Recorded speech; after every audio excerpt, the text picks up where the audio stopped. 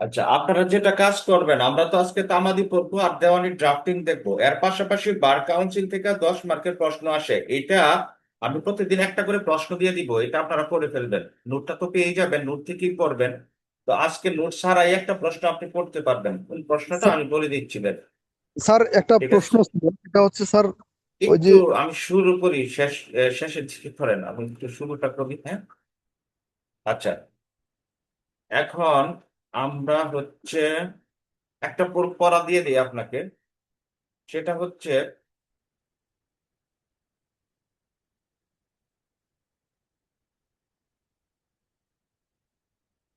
ক্যাননস গুলা, যেটা আমাদের 4টা ক্যাননসই পড়তে হবে, ওই ক্যাননসের প্রশ্ন আমি পরে সেট আপ করে দিব। এখন আপনি বাসায় যেটা কাজটা করবেন, এই যে অধ্যায় 1, এটা পড়ে ফেলবেন। আমার শর্ট সাজেশন বইটা যারা নিছেন, ওই শর্ট সাজেশন বইয়ের মধ্যে যে বিধিগুলা দিছি, ওই বিধিগুলো আপনি পড়ে ফেলবেন। ডেইলি একটা করে প্রশ্ন পড়বেন বার কাউন্সিল অর্ডার থেকে। তাহলে আপনার আগামী, আজকের পড়া হচ্ছে বার কাউন্সিল থেকে ক্যাননসটা পড়ে ফেলা। আর ক্যাননসটা কিন্তু করলে আপনার প্রবলেমও সলভ করতে পারবেন, না হলে কিন্তু প্রবলেমও সলভ করতে পারবেন না। তাহলে এটা একটু খাতায় লিখে রাখেন, এটা এক্সট্রা পড়া। বার কাউন্সিল থেকে অধ্যায় 1, আইনজীবীর সাথে যে আচরণ, এটার একটা সূত্র দিছিলাম আমি। এই সূত্রটা আবার মনে করাই দেই, সূত্র ধরে পড়লেন তাহলে ভালো লাগবে। পি বি এল ও স্কোয়ার পি বি এফ। যারা এমসিকিউ ক্লাস করছেন তারা এই সূত্রটা অলরেডি জানেন। এই সূত্র দিয়েই আপনার হচ্ছে কি অধ্যায় 1টা আপনি মনে রাখতে পারবেন। ই দিয়ে পেশা লেখা রাখেন, ইতে পেশা, বিতে বিজ্ঞাপন, এলতে লোক নিয়োগ, ওতে অনুপস্থিত। ঠিক আছে। ইতে কি বলছিলাম? এলটা একবার প্লিজ বলবেন। এল দিয়া লোক নিয়োগ, লোক নিয়োগ।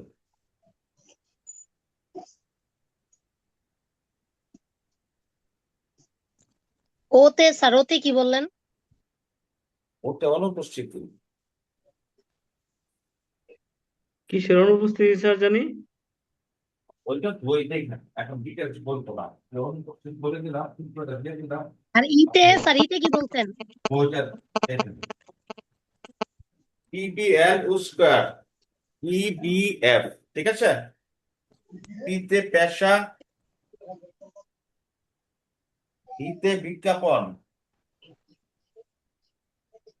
পিতে পেশা, বিতে বিজ্ঞাপন। বুঝলে, বিজ্ঞাপন দেয় যে আইনজীবীরা, এটা তো ও দিতে পারবে না। তারপরে আপনি লোক নিয়োগ করলেন, কি লোক নিয়োগ করলেন? তুমি মক্কেল নিয়ে আসো, এটাও করা যাবে না।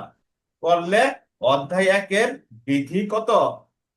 এটা কত? এটা 1 বিধি, এটা 2 নম্বর বিধি, এটা 3 নম্বর বিধি। স্যার দিয়া তিনে, হচ্ছে তিনে, 2টা, 4, একে তিনে। 5, 6, 7, 8, এরকম ভাবে, হ্যাঁ। বুঝছেন? তাহলে পেশার আপনার, পিতে পেশা, দিতে বিজ্ঞাপন, এলতে লোক নিয়োগ, ওতে অনুপস্থিতি। এখানে 2টা অনুপস্থিতি আছে। একটা হচ্ছে আপনার আইনজীবীর অনুপস্থিতিতে, অপর পক্ষের আইনজীবীর অনুপস্থিতিতে মক্কেলের সাথে মামলা নিয়ে আলোচনা করা যাবে না। এটা হচ্ছে প্রথম ও। তারপরের অনুপস্থিতি, উ দিয়ে অনুপস্থিতি।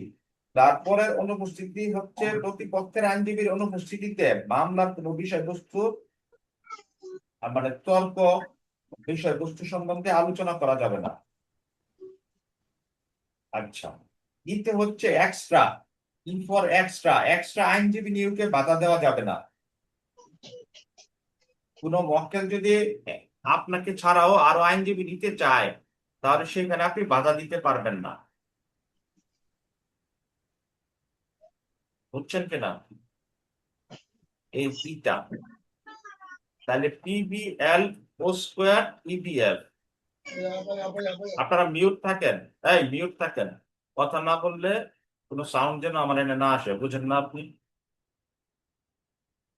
আচ্ছা, পিবিএল ও স্কোয়ার ইতে কি এক্সট্রা, অতিরিক্ত আইনজীবী নিয়োগে বাধা দেওয়া যাবে না। ভি, ভিতে বিবাদ, ঝগড়া বিবাদ করা যাবে না। ভিতে কি বিবাদ। আর প্রথম বি কিন্তু বিজ্ঞাপন, খেয়াল রাখেন। পরের বি হচ্ছে বিবাদ, বিবাদ শেষের দিকে। বিবাদ করা যাবে না, ঝগড়া বিবাদ বাক বিতণ্ড বিশৃঙ্খলা। এখন পরীক্ষায় মনে করেন একটা প্রবলেম আসলো যে একটা মামলা নিয়ে এক আইনজীবী আরেক আইনজীবীর সাথে আপনার মারামারি শুরু করে দিছে, তাহলে এটা কত অধ্যায়ের কত বিধির লঙ্ঘন হয়েছে বলেন? স্যার প্রথম অধ্যায় অধ্যায় সপ্তম বিধি। সাত প্রথম বিধিতে স্যার। প্রথম অধ্যায়ের সপ্তম বিধি লঙ্ঘন করছে। আবার প্রথম বিধি কিন্তু এটা আলুর মতো, এটা সবসময় লঙ্ঘন হয়। পেশার মান নষ্ট করছে না। জি স্যার। আর সবচেয়ে গুরুতর বিধি সাত, এটা হচ্ছে স্পেসিফিক, আর এটা হচ্ছে আলু।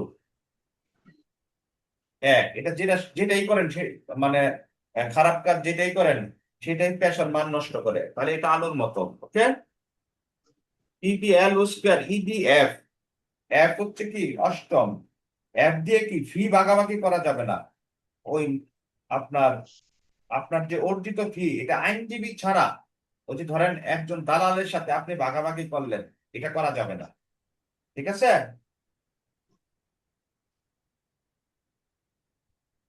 ফি এফ দিয়া কি ফি ফি ফ্রি ফি দেখতে ভাগাভাগি এফ করা লাগে, যাবে না।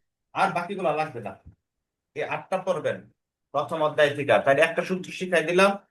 হ্যাঁ, এখনো যদি আপনার মনে না রাখতে পারেন তাহলে কেমনে হবে? একটু তো এমসিকিউতেই পড়াইছি। তাহলে হয়েছে সূত্রটা? মনে থাকবে তাহলে স্যার। জি স্যার। একটা প্রশ্ন মনে করেন হয়ে গেলে, এইভাবে 15-20টা প্রশ্ন দিয়ে দেবো। তাহলে আজকে বার কাউন্সিল এটাই করবেন আপনারা। তাহলে এইভাবে করলে সুবিধা হবে না বার কাউন্সিলটা? জি বুঝেন নাই? স্যার। পাশাপাশি আরে এরকমও হইতে পারে, অনেক সময় আমি একটা জিনিস বলি, এরকমও হইতে পারে আপনি অনেক পড়ে বলেন গেছেন, অনেক পড়ে গেছেন, লিখিত পরীক্ষায় গিয়ে দেখবেন এই সাবজেক্টটা না পড়লেও আপনি পারবেন। অতএব এক সাবজেক্ট নিয়ে বসে থাকবেন না। আমার কথা বুঝছেন? ধরেন যে আপনি আজকে সারাদিন 4 দিন ধরে সিআরপিসি পড়তেছেন, অনেক সময় এমনও কাণ্ড ঘটতে পারে সিআরপিসির একটা প্রবলেম আসছে, এটা মনে করেন যে আপনি পড়লেও পারেন না পড়লেও পারতেছেন। আবার এমন একটা প্রশ্ন আসছে, আপনি বলবেন হাই হাই রে, আমি 5 দিন ধরে সিআরপিসি পড়লাম, এটা তো আমি এমনি পারি। তখন কি এই যে 5 দিন আপনি সিআরপিসিতে ব্যয় করলেন, এই সময়টা আপনার মনে হবে অযথা ব্যয় করলেন, আমি কেন বার কাউন্সিলের সহজ প্রশ্নটা পড়লাম না। এই জন্য সব সাবজেক্টের প্রতি ফোকাস রাখবেন যাতে পুরোটা মিসিং না হয়। জি স্যার। আমি কি বুঝাইতে পারছি কিনা বিষয়টা? জি স্যার। জি। জি স্যার এই বুঝেছি। জন্য আপনি বার কাউন্সিলটা সব সাবজেক্টের সাথে একটু একটু করে পড়ে ফেলবেন, এটার জন্য আলাদা আর আমরা পড়াবো না, সময় দিব না। তাইলে একটা প্রশ্ন পড়া হয়ে গেল, এটা আপনি বাসায় মুখস্থ করেন, এই অধ্যায় একটা। এখন অধ্যায় এক কেন লাগবে মুখস্থ করতে হবে সূত্র দিয়ে? ঠিক আছে, এটার কারণটা হচ্ছে এখানে আমি দেখাচ্ছি, দেখেন। তাহলে সূত্রটা আমাকে একজন বলেন, সূত্রটা এই সূত্র বলতে পারবেন কেউ? ইভিএল ও square EBF. EBL whole square EBF. PBL ও স্কোয়ার আচ্ছা, পিপিএল মানে কি? Pubali bank limited. যারা মনে রাখতে পারেন না এইভাবে মনে রাখবেন, পি ফর পূবালী, বি তে ব্যাংক, এল তে লিমিটেড, পূবালী ব্যাংক লিমিটেড। আর হচ্ছে আপনার কি ও পূবালী স্কোয়ার। ব্যাংক লিমিটেড, আর হচ্ছে ইস্টার্ন ব্যাংক ফাইন্যান্স। ইপিএফ মানে কি? Eastern bank finance. দুই দুই ব্যাংকেরই ম্যানেজার অনুপস্থিত। পূবালী ব্যাংকের ম্যানেজার হচ্ছে এটা, আর ইস্টার্ন ব্যাংকের ম্যানেজার হচ্ছে এটা। দুই ব্যাংকের মাঝখানে ম্যানেজার, হ্যাঁ, অনুপস্থিত দুইজনে। এরা মনে করেন যে চায়ের দোকানে বসে চা খাইতেছে ব্যাংক বাদ দিয়া, এই জন্য মাঝখানে মাঝখানে কি ও দিয়ে অনুপস্থিত। সহজ হইলো কিনা? তাহলে পিবিএল মানে কি? Pubali bank limited. ইবিএফ মানে কি? ইস্টার্ন ব্যাংক লিমিটেড না, ইস্টার্ন ব্যাংক ফাইন্যান্স। মনে করবেন এটা একটা আর্থিক প্রতিষ্ঠান, যদিও আর্থিক প্রতিষ্ঠান না, কিন্তু আপনার পড়ার সুবিধার্থে ইস্টার্ন ব্যাংক কি হয়ে গেছে? আর্থিক প্রতিষ্ঠান। ফাইন্যান্স কোম্পানি আছে না, ওই যে লঙ্কা বাংলা, তারপরে আইডিএলসি, হ্যাঁ, এগুলার মতো। হ্যাঁ, তাহলে ইস্টার্ন ব্যাংক তো আর ফাইন্যান্স না, লিমিট ব্যাংক। আপনি ফাইন্যান্স হিসেবে কল্পনা করবেন। তাহলে Pubali bank limited, eastern bank finance অনুপস্থিত। এতটুকু জানলেই তো অধ্যায় এক শেষ। না বুঝাইতে পারি নাই? জি স্যার। তারপরে বিধি, এটার মধ্যে কি 1 2 3 দিবেন, 4 5 দিবেন। যারা পরীক্ষায় সূত্র লেখা নিবেন 6 7 8, আপনার যদি এই প্রশ্ন আসে আর আপনার লিখতে হয়, তাহলে খাতার মধ্যে ওই কাঠ পেন্সিল নিয়ে যাবেন, লাস্টের পাতার মধ্যে সূত্রটা লিখবেন বা মাঝখানে একটা পাতায়, পরে এটা কাট মুছা দিয়ে আসবেন, বুঝছেন? তাইলে আপনার মাথায় চাপ করবে না, পি লেখলেই মনে হবে, এগুলো দেখলেই কি লাইনগুলো মনে হবে। এবং এগুলা থেকে অনেক ধরনের প্রশ্ন আপনাকে লিখতে হবে, এগুলো পরে দেখাবো, আগে 4টা অধ্যায় মুখস্থ করে নেন। এইখান থেকে যে কত রকম, এখান থেকে 40-50টা প্রশ্ন করা যায় ঘুরায় পেঁচায়, এগুলো পরে দেখাবো। ফ্ল্যাট কোশ্চেন বাদেও প্রশ্ন করা যাবে, এই জন্য এটা খুবই জরুরি, এখান থেকে একটা প্রশ্ন পাবেন। আর এটা প্রবলেম সলভ করতে লাগে, কেন লাগে আমি একটা প্রবলেম দেখাই আপনাকে।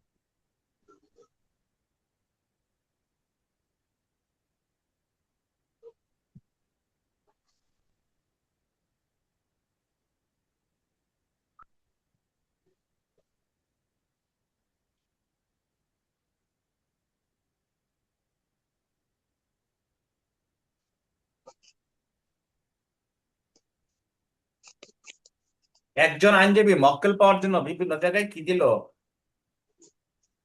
বিজ্ঞাপন দিল, কয়েকজন লোক দ্বারা মক্কেল সংগ্রহ করলো। আপনি কি মনে করেন আইনজীবী সাহেব পেশাগত অসদাচরণ করেছেন? সংশ্লিষ্ট বিধান উল্লেখ করব, যুক্তি প্রদর্শন করব। তাইলে আমরা একটু আগে পড়ে আসছি না এটা? বিভিন্ন জায়গায় বিজ্ঞাপন দিল, কত বৃদ্ধির কত অধ্যায় লঙ্ঘন করলো? 1-2 বিধি, 1-2, অধ্যায় 1-2।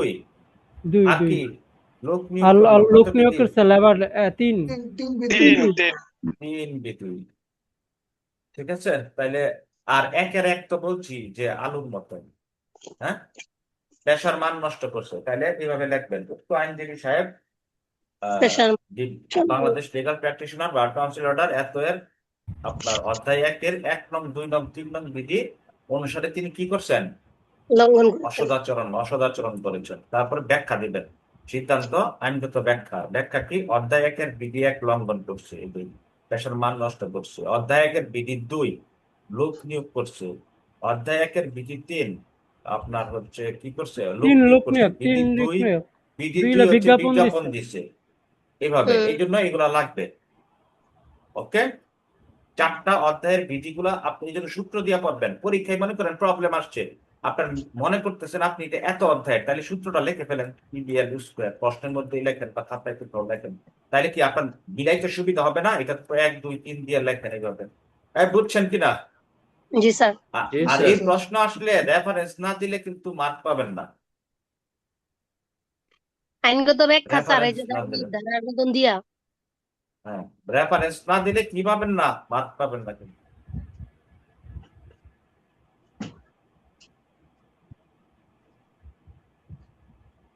আচ্ছা, তাহলে আমাদের এই বার কাউন্সিলের আজকের পড়া শেষ, এইটা আপনারা করে ফেলবেন। তারপর দেখেন প্রত্যেকটা জায়গায় আপনার এই রেফারেন্স আছে, এই জন্য এটা লাগবে। আচ্ছা, তাহলে বার কাউন্সিল থেকে একটা প্রশ্ন করবেন এটা, তারপরে বাকিটা আবার দেখাই দিব, ওগুলা করবেন। আজকে আমরা তামাদি দেখবো, এর আগে আমরা একটা ড্রাফটিং এর কিছু বেসিক দেখে তারপরে আমরা তামাদিতে চলে আসবো। তামাদি খুব হ্যাঁ, সহজ, আমাদের 2টা ক্লাস লাগবে, একটা হচ্ছে আজকে থিওরিটিক্যাল ক্লাস, আগামী দিন হচ্ছে প্রবলেমেটিক ক্লাস। তার মানে তামাদি আমাদের কালকের মধ্যেই শেষ হয়ে যাবে, ঠিক আছে? এরপরে আমরা স্যারেক্ট শেষ করবো, এইভাবে আমরা ধীরে ধীরে আমাদের সব শেষ উইন করবো। স্যার, আমাদের উইন উইন বইটার মধ্যে যে ওই যে বার কাউন্সিলের যে প্রবলেম আচ্ছা, গুলো কথা আছে, বলেন না, ওগুলো আপনি বুঝতেছেন, ওখান থেকে কি করবেন না সেটাই বললাম, সব যেটা কি করে আচ্ছা, ওকে, করুন না। আপনি আমাকে জিজ্ঞাসা করেন না, এটা নিজে নিজে বুঝুন।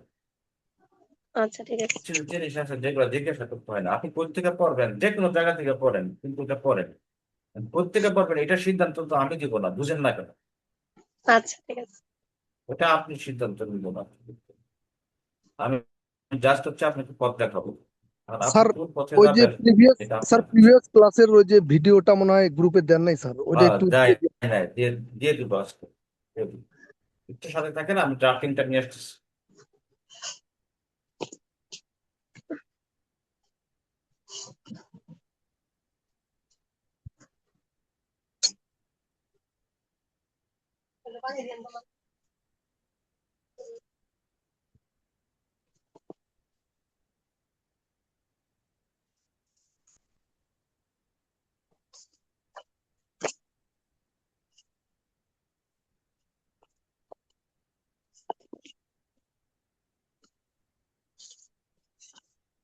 সাথে থাকেন, কোথায় রাখছি দেখতেছি।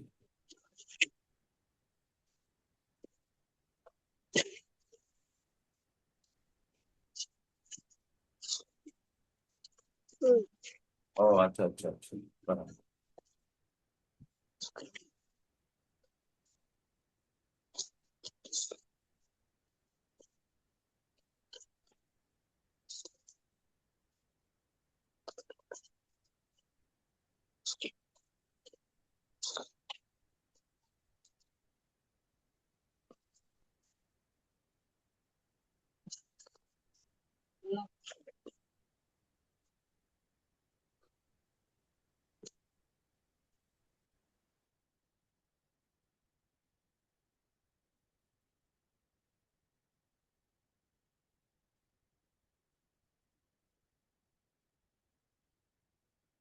আজকে আমরা এখন দেওয়ানির ড্রাফটিংটা দেখবো, হ্যাঁ। কারণ ড্রাফটিং গুলা কিন্তু পরে প্যারা নেওয়া যাবে না। আপনি যদি ড্রাফটিং আগে শেষ না করেন তাহলে কিন্তু পরে বিপদে পড়ে যাবেন। এই জন্য আমি যেটা যেটা দরকার ওইটা ওইটা আগে দেখায় ফেলতেছি। কারণ ড্রাফটিং পরে প্যাচ লাগবে, সময় থাকতে ড্রাফটিং ক্লিয়ার করে ফেলতে হবে। ড্রাফটিং ক্লিয়ার করে ফেলতে হবে। এখন আমরা সিভিল ড্রাফটিং দেখবো, দেওয়ানি মুসাবিদা সিভিল ড্রাফটিং। তো আমাদের সিভিল ড্রাফটিং এ একটা সংশোধনী আসছে আপনার 26 ধারাতে। এবং হচ্ছে এখানে বলা হয়েছে যে আপনার ইন এভরি প্লেন আপনার fact shall be proved by affidavit. প্রতিটা আর্জিতে আপনার হচ্ছে হলফনামার মাধ্যমে প্রমাণ করতে হবে, মানে হলফনামা দিতে হবে, আগে এটা দেওয়া লাগতো না। ঠিক আছে, এই বিষয়টা সংশোধনী আসছে। এবং আপনার অর্ডার 7-এও আপনি দেখবেন আরো কিছু সংশোধনী আসছে, যে আর্জিতে বাদী বিবাদীর নাম, বর্ণনা, আবাসস্থলের সাথে ফোন নাম্বার, মোবাইল নাম্বার, জাতীয় পরিচয়পত্র, ইমেল, এগুলাও দিতে হবে, যাতে হচ্ছে যোগাযোগ ক্লিয়ারলি করা যায়। তাহলে এই দুইটা বিষয় আমাদেরকে এখন থেকে দিতে হবে। আচ্ছা, তো সিভিল ড্রাফটিং এ বা একটা সিভিল মামলার আর্জিতে কি কি বিষয় থাকে এখানে দেখেন। আমি হচ্ছে 13টা পয়েন্ট দিয়েছি, এই 13টা পয়েন্ট থাকতে হবে একটা সিভিল ড্রাফটিং এ। 13টা পয়েন্টের মধ্যে প্রথমটা কি, আদালতের নাম থাকতে হবে। তারপরেরটা কি, এই 13টা মুখস্থ করে ফেলবেন এবং 13টা পার্টি আলাদাভাবে প্র্যাকটিস করবেন আজকের মধ্যেই। বাদীর পরিচয় দিতে হবে, নাম, ঠিকানা, এনআইডি নাম্বার, মোবাইল নাম্বার। বাদীর পরিচয়, নাম, ঠিকানা চাইতে। তারপরে হচ্ছে মামলার বিষয়বস্তু থাকতো, যে তারপরে হচ্ছে আপনার মামলার কারণ থাকবে, কজ অফ অ্যাকশন, মামলাটা আপনি কেন করতেছেন। ধরেন আপনি চিরস্থায়ী নিষেধাজ্ঞার মামলা করবেন, পার্মানেন্ট ইনজাংশন। তো পার্মানেন্ট ইনজাংশন মামলার কেন করতে যাচ্ছেন, এটা কারণটা কি, শুধু শুধু করতে যাচ্ছেন নাকি এমনিতেই। কারণ হচ্ছে কি, আপনাকে আমরা জানি ইনজাংশনের মামলার আপনার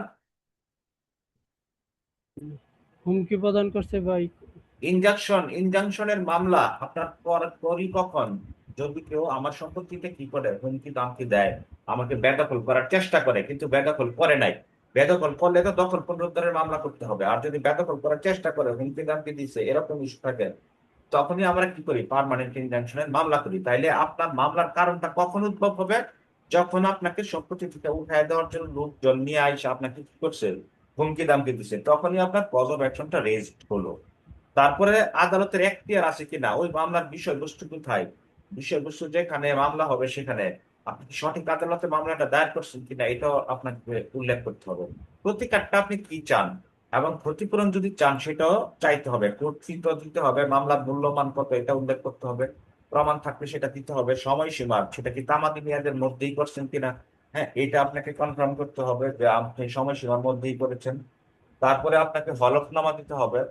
তারপরে হচ্ছে ভেরিফিকেশন, সত্যপাঠ দিতে হবে। তাহলে এই পার্টগুলো স্টেপ বাই স্টেপ আপনাকে আমি শিখাবো এখন, ঠিক আছে। তাহলে এই পার্টগুলো মাথায় কি করতে হবে, থাকতে হবে। যারা প্র্যাকটিস করেন নাই তারা আমার এই ড্রাফটিংটা প্র্যাকটিস করে ফেলবেন, হ্যাঁ, এই আঁকাটি করেন না। আর এটা হচ্ছে হলফনামার একটা ফরম্যাট, এই হলফনামাটা মুখস্থ করবেন। আচ্ছা, এখন আমরা ড্রাফটিংটা দেখবো, সিভিল ড্রাফটিং 1। এটা হচ্ছে চিরস্থায়ী নিষেধাজ্ঞার একটা ড্রাফটিং, ঠিক আছে। চিরস্থায়ী নিষেধাজ্ঞার একটা ড্রাফটিং। তো প্রথমে আমরা কি কি বলছি আমি, যে আপনার মামলার ড্রাফটিং এর মধ্যে আমরা প্রথমেই বলছি কি, যে হচ্ছে বাদী বিবাদীর নাম, একটু সাথে আদালতের থাকেন। নাম। প্রথমে আদালতের নাম। তাহলে দেখেন আমি কলমটা আচ্ছা দেখেন, এই যে দেখেন চিরস্থায়ী নিষেধাজ্ঞার মামলার ড্রাফটিং যদি আমরা করি, তাইলে কি থাকবে? মুকাম, আপনি কোন আদালতে মামলাটা দায়ের করতেছেন, ঠিক আছে, সেটার নাম দিবেন, দেওয়ানি মামলার নাম্বার দিবেন, তারপর হচ্ছে বাদীর নাম থাকবে। হ্যাঁ, আচ্ছা এইটাকে 4টা ভাগে ভাগ করবেন। প্রথম আপনি বাসায় প্র্যাকটিস করার জন্য আপনি যে ড্রাফটিংটা লিখবেন, ঠিক আছে, ধরেন এটা পেজটাকে আপনি 4টা ফোল্ড করলেন। পরীক্ষার হলে কিন্তু ফোল্ড করা যাবে না, একটা, দুইটা, এই হচ্ছে 3টা 4টা, মানে এই পার্ট। আর এখান থেকে বাদ দিবেন কতটুকু? ওই 3 আঙ্গুল, উপরের দিকে 3 আঙ্গুল, নিচের দিকে 3 আঙ্গুল, এরকম বাদ দিবেন, ঠিক আছে। বাদ দিয়ে আপনার হচ্ছে এইটাকে আপনার ভাগ করবেন। তো ভাগটা কেন করবেন? আপনার এই যে আপনার এই এতটুকু বাদ দিলেন, বাদ দিয়ে প্রথম যে ভাগটা করলেন, এই ভাগটাতে এখানে মুকাম লিখবেন। আর এই যে আপনার দেওয়ানি মোকদ্দমা নাম্বার, এটা মাঝ বরাবর লিখবেন। তারপরে ওই যে নামগুলা মাঝ বরাবর দ্বিতীয় ভাগ থেকে লিখবেন, ঠিক আছে, এটা আরেকটু এদিক থেকে লিখবেন, লিখে তারপরে এই ফরম্যাটটা কমপ্লিট করবেন। আর যাদের সুযোগ আছে সরাসরি একটা ড্রাফট দেখবেন কোর্টে, যে আপনাদের কোর্টে যে সাবমিশন করে। আচ্ছা, বাদীগণ, তো বাদী এটা, আর এটা হচ্ছে কি বনাম বিবাদী, বিবাদী এটা বিবাদীগণ, ঠিক আছে। তাহলে এতটুকু বুঝছেন? আদালতের নাম আর বাদী বিবাদীর নাম ঠিকানা চলে আসলো, জাতীয় পরিচয়পত্র, মোবাইল নাম্বার সব সহ। আচ্ছা, এটা আসার পরে আপনার হচ্ছে বিষয়টা কি এটা লিখবেন। সুনির্দিষ্ট প্রতিকার আইনের 54 ধারায় চিরস্থায়ী নিষেধাজ্ঞার মামলা করতেছি আমরা। কত ধারায়? 54 চিরস্থায়ী ধারায়। নিষেধাজ্ঞা 54 ধারায়। ধারায়। স্যার এটা কি দেওয়ানির এটা ভিতরে 54 দিব? ধারায় স্যার। ও অনুচ্ছেদ, হ্যাঁ দেওয়ানির হ্যাঁ, অনুচ্ছেদ দেওয়া যাবে? অনুচ্ছেদ আর লাগবে না। অনুচ্ছেদ দিবেন তো? নির্দিষ্ট প্রতিকার নাকি দেওয়ানি দেওয়ানির হবে। কোনো করা যাবে এখানে? না না না, এটা তো শুধু ওই এসআর যে অ্যাক্টের ইয়েতে মামলা করছেন। চিরস্থায়ী নিষেধাজ্ঞা তো এসআর অ্যাক্টে বলা আছে, তাই না? আচ্ছা, তারপরে তায়েদাত মূল্য 1000 টাকা। এখন এটার তায়েদাত মূল্য 1000 টাকা কেন? এটা কি কেউ বলতে পারবেন? বেলু। এটা আপনারা পরীক্ষার হলে যত বড় জায়গায় হোক আপনারা 1000 টাকা দিয়ে করতে পারবেন। কারণ কি? কারণ আমরা 54 ধারায় আপনার ই করে আসছি যে চিরস্থায়ী নিষেধাজ্ঞা, এখানে তো সে আর সম্পত্তিটা নিয়ে যায় নাই, বা সম্পত্তি থেকে আপনাকে বেদখল করে নাই, আপনার কোনো ক্ষতি এখন পর্যন্ত হয় নাই, কিন্তু ক্ষতি হওয়ার সম্ভাবনা আছে, হুমকি আছে। যেহেতু সে হুমকি দামকি দিচ্ছে। তো এই জন্য, আর এই হুমকির দামকি দেওয়ার কারণে যদি ক্ষতিটা হয়, ওই ক্ষতিটা হবে অপূরণীয়। কিরকম অপূরণীয়? যেটা মূল্য দিয়ে নির্ধারণ করা যাবে না। কি দিয়ে? মূল্য দিয়ে নির্ধারণ করা যাবে না। এই জন্য এটা কায়দার মূল্য আমরা 1000 টাকা ধরে আপাতত চেষ্টা। আমরা ধরেন জমির মূল্য ধরেন 50 কোটি টাকা, কিন্তু আমি 50 কোটি টাকা দেখাই নাই, আমি হচ্ছে এখানে কি 1000 টাকা দেখাচ্ছি। কারণ এইটার ক্ষতিপূরণটা কি পুষানো যাবে না, এই জন্য আমরা কায়দার মূল্য 50 কোটি দেখাই না, প্র্যাকটিসে আমরা এরকম দেখানো হয়। আর কিন্তু অন্যান্য ক্ষেত্রে আপনার তায়দাদ মূল্যটা, জমির মূল্য যত সেটাই দেখাইতে হবে, সেগুলো আমরা দেখাবো। আজকে আমরা শুধু এই একটা ড্রাফটটি দেখতেছি আর কি। আচ্ছা, sir sir excuse me sir, তায়েদাত কি স্যার? ওই যে এড ভ্যালুরাম যেটা স্যার? না না, এটা পুরো হচ্ছে টোটাল জমির ভ্যালু আর কি, জমির মূল্য, বেলু পুরো হ্যালো। জমির মূল্য। জমির মূল্য, আচ্ছা জমির মূল্য। কিন্তু চিরস্থায়ী নিষেধাজ্ঞার যেটা, এটার তো জমির মূল্যটা আপনার টাকায় পরিমাপ করা যাচ্ছে না। বুঝেন নাই বিষয়টা? জি স্যার। কারণ আমরা 54 ধারার শর্তে পড়ে আসছি না, যে অপূরণীয় ক্ষতি হলে, যেটা মূল্য দিয়ে নির্ধারণ করা যায় না, এরকম ক্ষতি হলে চিরস্থায়ী নিষেধাজ্ঞা মামলা করা যায়। মনে পড়তেছে কিনা? জি সেই স্যার। জন্য আমরা 1000 টাকা ধরে মামলাটা দায়ের করলাম, বুঝছেন? এখন জি স্যার, যারা জি। জানেন না, সব বইয়ে দেখবেন এরকমই দিচ্ছে, তো এটা আমি বোঝার জন্য বলে দিচ্ছি যে এখানে 1000 কেন। আচ্ছা, তো বাদী পক্ষের বিনীত নিবেদন এই যে, ঠিক আছে, কোন পক্ষে? বাদী পক্ষে, বাদী পক্ষ। হ্যালো ভাই, আমরা তো ক্লাস করতেছি, আপনি জয়েন করেন জুমে, লিংকে ক্লিক করে। হ্যাঁ, আচ্ছা, আমি ক্লাসে আছি, আপনি দেখেন ক্লাসে জয়েন করতে পারতেছি, ক্লাস করাচ্ছি।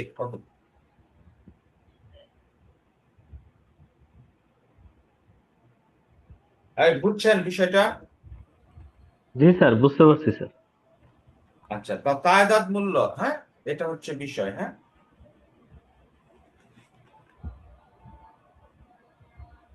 তার মোকদ্দমার ইতিহাস কি বলছেন এটা? বলতেছি আমার আগে দেন না, একটা কাজ করতেছি তো।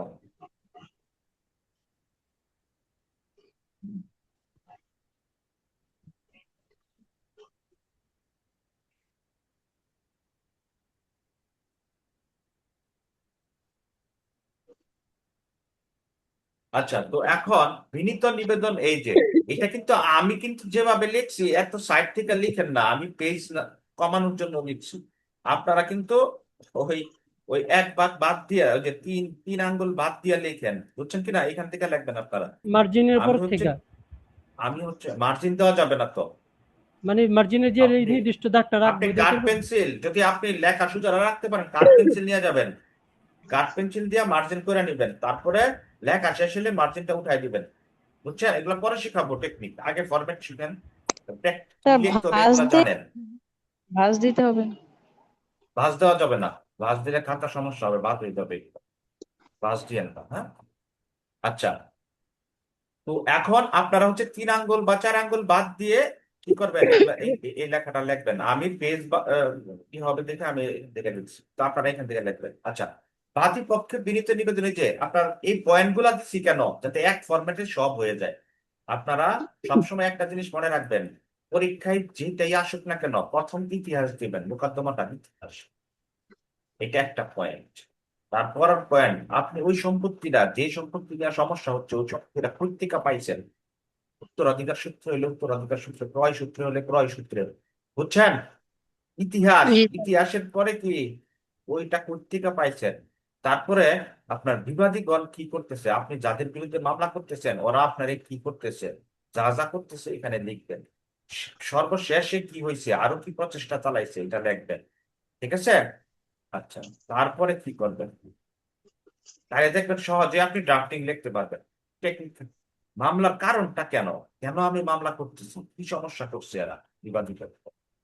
তারপরেরটা দেখেন মামলার ধরন এবং মূল্য। মামলার ধরনটা কি, কি টাইপের মামলা করতেছেন, কেন করতেছেন তো আগেই বললাম, আর এটার মূল্য কত জমি। আচ্ছা, তারপরে হচ্ছে মোকদ্দমার কারণ, যেহেতু এটা এটা একটা লাইন লিখতে হবে এখানে, আর বাকিগুলো আমরা আসতেছি। তারপর দেখেন মোকদ্দমার ইতিহাস, মোকদ্দমাটা আপনার কোথাকার, স্যার কোন জেলার, স্যার কোন একটা মিনিট মৌজার। স্যার, আমরা কি এই যে মোকদ্দমার ইতিহাস এইটাকে হুবহু এইভাবে লিখবো? আপনি যেভাবে দেখাই দিচ্ছেন সেভাবে কি লিখবো পরীক্ষার আচ্ছা, খাতায়? এইভাবে লিখতে পারেন। এখন পরীক্ষার এরা যদি জায়গা দিয়ে দেয় তখন কি আর হুবহু লেখা যাবে? আমি নরসিং দিয়ে লিখছি, এখন এরা যদি ডিস্ট্রিক্ট দিয়ে না দেয় না না, জামালপুর। সেটা ঠিক আছে, ওই মোকদ্দমার ইতিহাস এইভাবে হ্যাঁ লিখবো, হ্যাঁ হ্যাঁ মোকদ্দমার হ্যাঁ, ইতিহাস। এভাবেই। আচ্ছা কারণ প্রত্যেকটা আচ্ছা মামলা ইতিহাস থাকবেই, বুঝছেন আচ্ছা কিনা? আচ্ছা। আপনি এই পয়েন্ট না লিখতে পারেন, মানে মনে স্যার রাখার জন্য আপনার আমি এটা লিখে ফরম্যাটটাই আমরা দিচ্ছি। ফলো করব এভাবে, আপনি এই সেম পয়েন্ট ফরম্যাট। ইতিহাস, ইতিহাস না লেখা ইতিহাস লিখবেন। এটা ইতিহাসটা কেন ও লিখছি, ও, আচ্ছা আচ্ছা আচ্ছা, কারণ বোঝার জন্য। আপনি ও, যখন ইতিহাস বারবার, না লিখে লিখবো আমি? আর প্রশ্ন এটাই ছিল স্যার, জিজ্ঞাসা, হ্যাঁ, যে ইতিহাস আমরা না লেখা মোকদ্দমা। লিখবেন। ও তো আচ্ছা। আপনার যদি মন চায় ইতিহাস লিখতেও পারেন, সমস্যা নাই, কারণ এটার কোনো স্যার, ঘটনা লিখলে আপনার হইব তাইলে? ঘটনা ইতিহাস না লিখলে স্পেসিফিক ঘটনা? স্পেসিফিক কোনো ইয়া নাই যে আপনি এটা লিখবেন, আপনার যেভাবে লিখতে সুবিধা হয়, কিন্তু ফরম্যাট ঠিক রাখতে হবে, বুঝছেন কিনা? ভিতরে যা জি ইচ্ছে জি। তাই লিখবেন, ফরম্যাট ঠিক রেখে। এখন আমি পয়েন্ট দিয়ে লিখছি, আপনার সকল ফরম্যাটের এই জিনিসটা থাকে, এই থাকে, জন্য। আর মনেও থাকবে।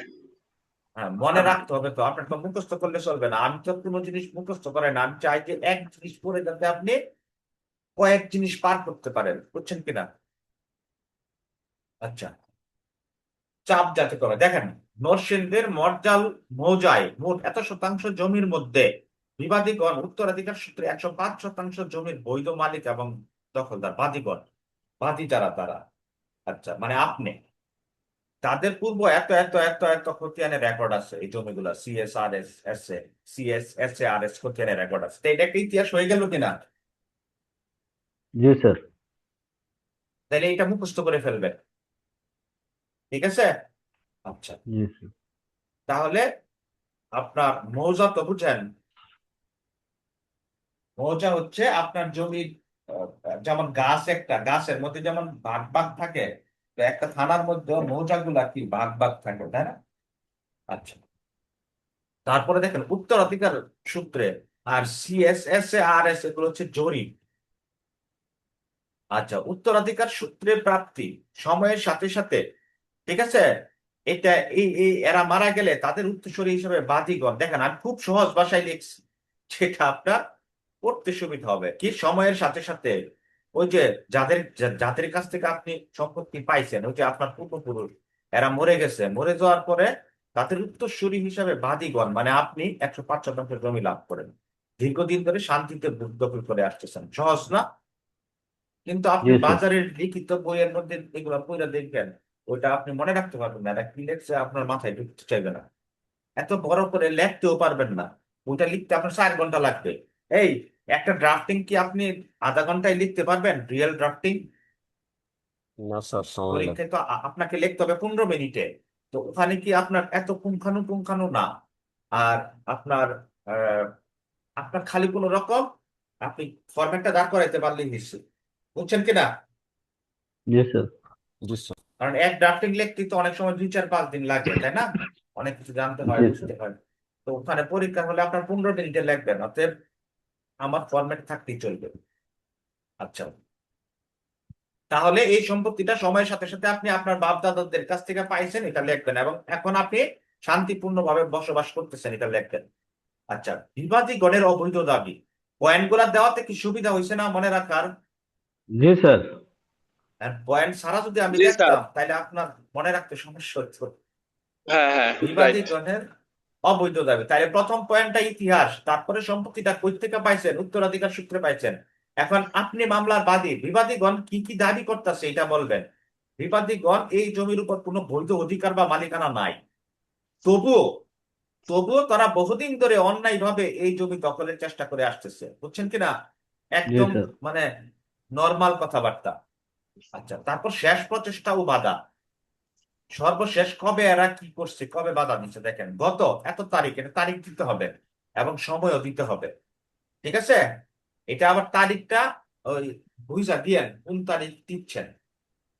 আচ্ছা, সকাল 10টায় বিবাদীগণ, মানে যারা হচ্ছে আপনারা উঠায় দিচ্ছিল, জোর করে জমিতে ঢোকার চেষ্টা করে, জোর করে কি করে জমিতে ঢোকার চেষ্টা করে, ওই যে হুমকি দামকি দিচ্ছে আপনাকে, মিলতেছে চিরস্থায়ী নিষেধাজ্ঞার জি। থিওরির সাথে আমি যে পড়াইতাম? জি আচ্ছা, স্যার। জি। বাদীগণ সময় মতো বাধা দেওয়ায় জমি দখল করতে পারে নাই, মানে আপনি আপনার ভাইয়েরা গিয়া ওই বিবাদিতগণকে বাধা দিচ্ছেন, এর ফলে এলাকায় বড় ধরনের শান্তি ভঙ্গের আশঙ্কা তৈরি হয়, তার মানে এরা চলে গেছে। তাইলে এই যে হুমকি দিছে, আপনার কি মামলার কারণ উদ্ভব হয়ে গেছে কিনা?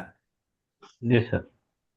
এরপর এই মামলার কারণ দেখছেন, বিবাদীগণ জোর করে জমিতে প্রবেশ করতে চাওয়ায় এবং শান্তি ভঙ্গের আশঙ্কা থাকায় বাদীগণ সুবিচারের আশায় এই মামলা করেছেন, বুঝছেন কিনা?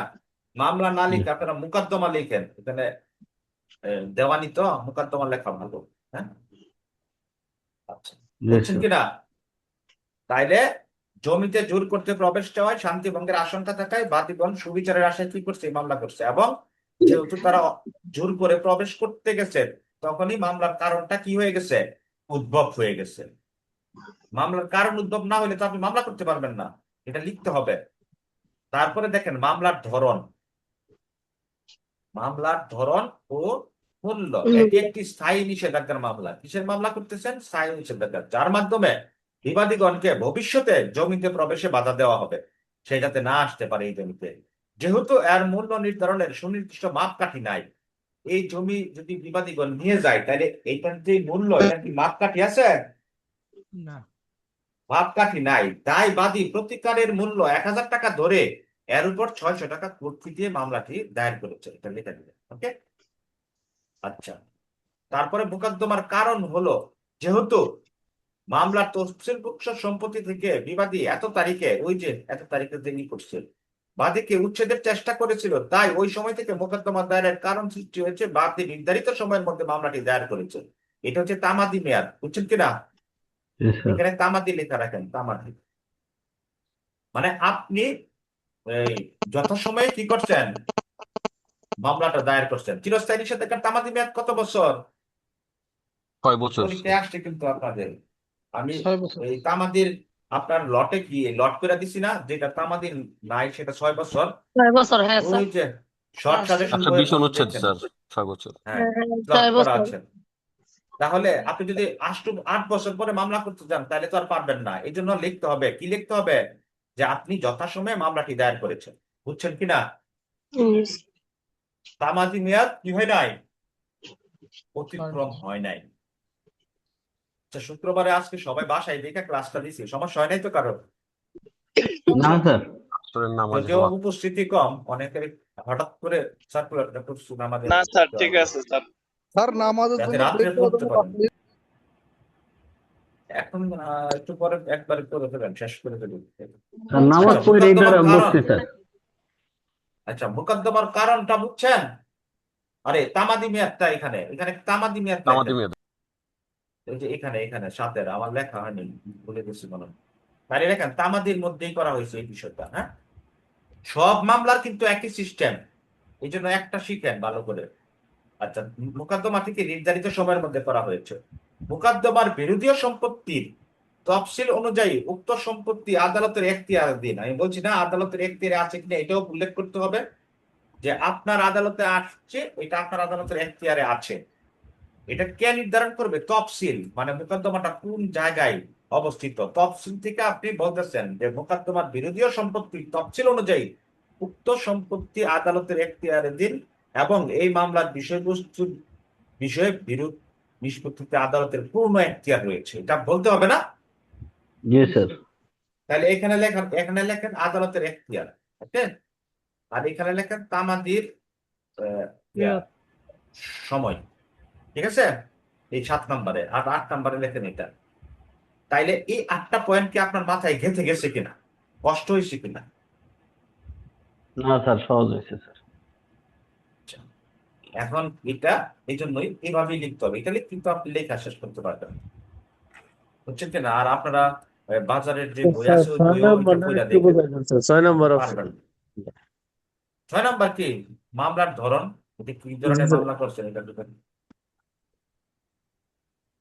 মানে যে আমি কোর্ট যে ফিসের সাথে যে মামলাটা মোকদ্দমাটা করতে চাচ্ছি সেই কোথায় লিখতে হবে ওখানে, যে চিরস্থায়ী না অস্থায়ী? জি জি জি, এটা লিখতে হবে। অস্থায়ী তো আর মামলা হয় না, এটা চিরস্থায়ী। আর আপনি যদি এটা মনে সরি, করেন যে এখন বাধ্যতামূলক। চিরস্থায়ী নিষেধাজ্ঞার মামলা করতেছেন আপনি, এখন আপনার যদি দখল পুনরুদ্ধারের মামলা হতো তাহলে খালি এই জায়গাটা চেঞ্জ হইতো, আর বাকি তো মোটামুটি মোরাললেস সেম থাকবে। আপনি বুদ্ধি করে কি করবেন, যদি দখল পুনরুদ্ধার হয় তাইলে আহ, এই যে আপনার দখল করে আসার চেষ্টা করতেছে, এটা না লেখা কি লিখবেন, সে আমাকে বেদখল করে দখল দিছে, করেছে। বুঝছেন কিনা? তারপরে সময় টময় দিয়ে 1 তারিখ এতটা সময় আমাকে কি করছে, বেদখল করছে, শেষ। আর এটা যেহেতু চিরস্থায়ী নিষেধাজ্ঞার মামলা, বেদখল করে নাই, বেদখল করার চেষ্টা করছে, হুমকি দিচ্ছে, এটা লেগে মানে বুদ্ধি থাকলে কি এক ফরম্যাট দিয়ে সব হয়ে যায়, বুঝছেন? সব ওগুলো দেখাবো আজকে, শুধু চিরস্থায়ী নিষেধাজ্ঞার মধ্যে থাকবে আপনারা, তারপর দেখবেন আপনার ব্রেন খুলে গেছে। আচ্ছা, তারপরে প্রেয়ার, তারপরে কি Yeah. প্রেয়ার। এই এই আরিফিন ভাই, আপনি তো কোর্টে কোর্টে যান না, আপনি কি বুঝতেছেন? জি স্যার, বুঝতেছি। হ্যাঁ, জি স্যার, জি স্যার। আমার এই ক্লাসটা আপনিও খুব কি- জরুরি হয়েছে স্যার। স্যার আমারে কিছু বললেন না। আপনি তো যান, আপনাকে বলবেন, আপনি তো যান আজকে গেছেন, আমি কোর্টের কালকে দরজা আপনি তো চাই। 15 দিনও যান, না স্যার, কালকেও গিয়েছিলাম। আমি কোর্টের দরজা এখন আর যাই যায় না, এখন আর যায় না না, স্যার, ছুটি নিয়ে নিছি। এখন যায় না, পরে কিন্তু সামনে আর যাইতে পারবেন না, লজ্জা করবো। এখন আর যান না, 1 মাস বন্ধ রাখেন, বুঝছেন? আচ্ছা, জি স্যার। তারপরে প্রেয়ার, এটা কি? প্রেয়ারটা কোথা থেকে লিখতে হবে? ওই যে খাতার মাঝখানে ফোল্ডিং করছেন না, একদম মাঝ বরাবর, হ্যাঁ, খাতাটা, ঠিক আছে? আমার ফরম্যাটে হয়তো বা একটু এদিক সেদিক হয়েছে, তারপরে মাঝ বরাবরই আমি পেজ করার জন্য একটু মানে স্যার পাতাকে 2 ভাগ করলে পারে মাঝ বরাবর থেকে প্রেয়ার লিখবো স্যার? আপনি আপনি একটা পাতারে 4টা ভাগ করবেন, করছি স্যার। বুঝছেন? প্রথম স্যার। মাঝ ভাগ করবেন, পরে ওইটারে আবার ফোল্ডিং করবেন, জি স্যার। তাহলে 4 ভাগ হইলো না? প্রথম জি মাঝ স্যার। বরাবর করলেন, ওইটারে আবার 2 ভাগ করলেন, তাহলে 4 ভাগ হইলে দেখবেন এরকম 4টা দাগ করবে। জি স্যার, হয়েছে। এই 4টা দাগে আমার ফরম্যাট করে তারপরে অতএব দিবেন প্রেয়ারটা। বিজ্ঞ আদালতের নিকট প্রার্থনা এই যে, ঠিক আছে? বিজ্ঞ আদালতের নিকট প্রার্থনা এই যে নিম্ন তফসিলে বর্ণিত ভূমিতে বিবাদীগণ যাতে বলপূর্বক অনধিকার প্রবেশ করতে না পারে, সেই জন্য কি করতে হবে, ওই যে আপনি যেটার মামলা সেটার প্রেয়ার লিখবেন, স্থায়ী নিষেধাজ্ঞা টিকে দিতে যেন সে দেয়। তার মানে কি, সেই জন্য প্রবেশ করতে না পারেন। নিষেধাজ্ঞার মামলার মূল কথা কি, সে যাতে কি করতে না পারে, প্রবেশ করতে না পারে, ডিক্রি নিবে।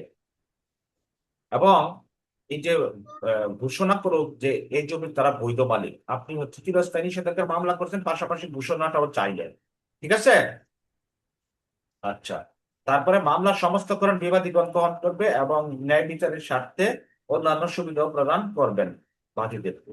তারপরে মোকদ্দমা চলাকালে বাদীগণ যাতে বলপূর্বক নালিশের সম্পর্কে অনধিকার আপনার প্রবেশ করতে না পারে বিবাদীগণ, সেই জন্য আপনি চাইলে অস্থায়ী নিষেধাজ্ঞাও চাইতে পারেন যদি কোনো ইস্যু থাকে। আর ভিজ্ঞ আদালতের ন্যায় বিচারের বাদী আর যে যে প্রতিকার ভাজন হয় তাহার আদেশ দিয়েও সুবিচার করতে আজ্ঞা হয়। মানে ধরেন যে আরো যদি কোনো আদেশ আদালত মনে করে দেওয়া যায়, দিলে বাদীর উপকার হয়, তাহলে সেই আদেশ বলতেছে, মানে বলতেছেন যে আপনি আপনি আমাকে 1,000 টাকা দেন, কথার কথা, হ্যাঁ, যদি আরো মনে করেন কিছু দিবেন সেটাও দেন, বুঝছেন কিনা, তারপরেও দেন, যা দেবার দেন। মনে করেন আপনি এটাও দেন, আপনি এরপরেও যদি কিছু দিতে চান সেটাও দেন, যেটা আমার উপকার হয়। ভাই বুঝছেন বিষয়টা? প্রেয়ারটা শেষ, প্রেয়ারটা শেষ, প্রেয়ারটা মাঝ বরাবর শুরু করবেন। এখান থেকে প্রেয়ার শুরু করলে কিন্তু হবে না, এখান থেকে শুরু করা যাবে না, মাঝ বরাবর, খাতার মাঝ বরাবর এখান থেকে শুরু করতে হবে। এগুলা প্র্যাকটিস করেন বাসায় আজকেই। আচ্ছা, তারপরে প্রেয়ার শেষ হলে তফসিল, ওই যে তফসিলের পরিচয়, আপনার যে জায়গাটা উপরে লিখবেন জেলা, ডট ডট উপজেলা, এবং অত্র আদালতের এখতিয়ারাধীন দেশ দেশ মৌজা স্থিত, মানে ওই মৌজার মধ্যে খতিয়ান নাম্বার দিবেন এই পাশে, দাগ নাম্বার CSRS, রকম এটা কি ধরনের বাগান বাড়ি না ভিটা বাড়ি একটা কিছু দিবেন, পরিমাণ কত 105%, মোট 105%, বুঝছেন? বুঝছেন কিনা? তফসিলটা বুঝছেন কিনা? আর স্যার একটু তফসিলটা একটু সাদা সিধা করা যায় না, যে এক লাইনের মতনই করা এটাই যায় সাদা না? সিধা, আর কিছু না, এটাই মুখস্থ করেন। স্যার আমরা তো এইভাবে। সংক্ষেপে চালাই যে এত এত এত ওই অত জায়গায়। কিছু সংক্ষেপের দরকার নাই, এটা একটু এইভাবে লেখেন, পরীক্ষার খাতা একটু ভালো করে দেন, বুঝছেন? ও আচ্ছা ঠিক আছে, পরীক্ষার খাতা একটু সুন্দর করে দেন না, এক এক দিদি তো দিন। স্ক্রিনশট নিয়ে নিচ্ছি।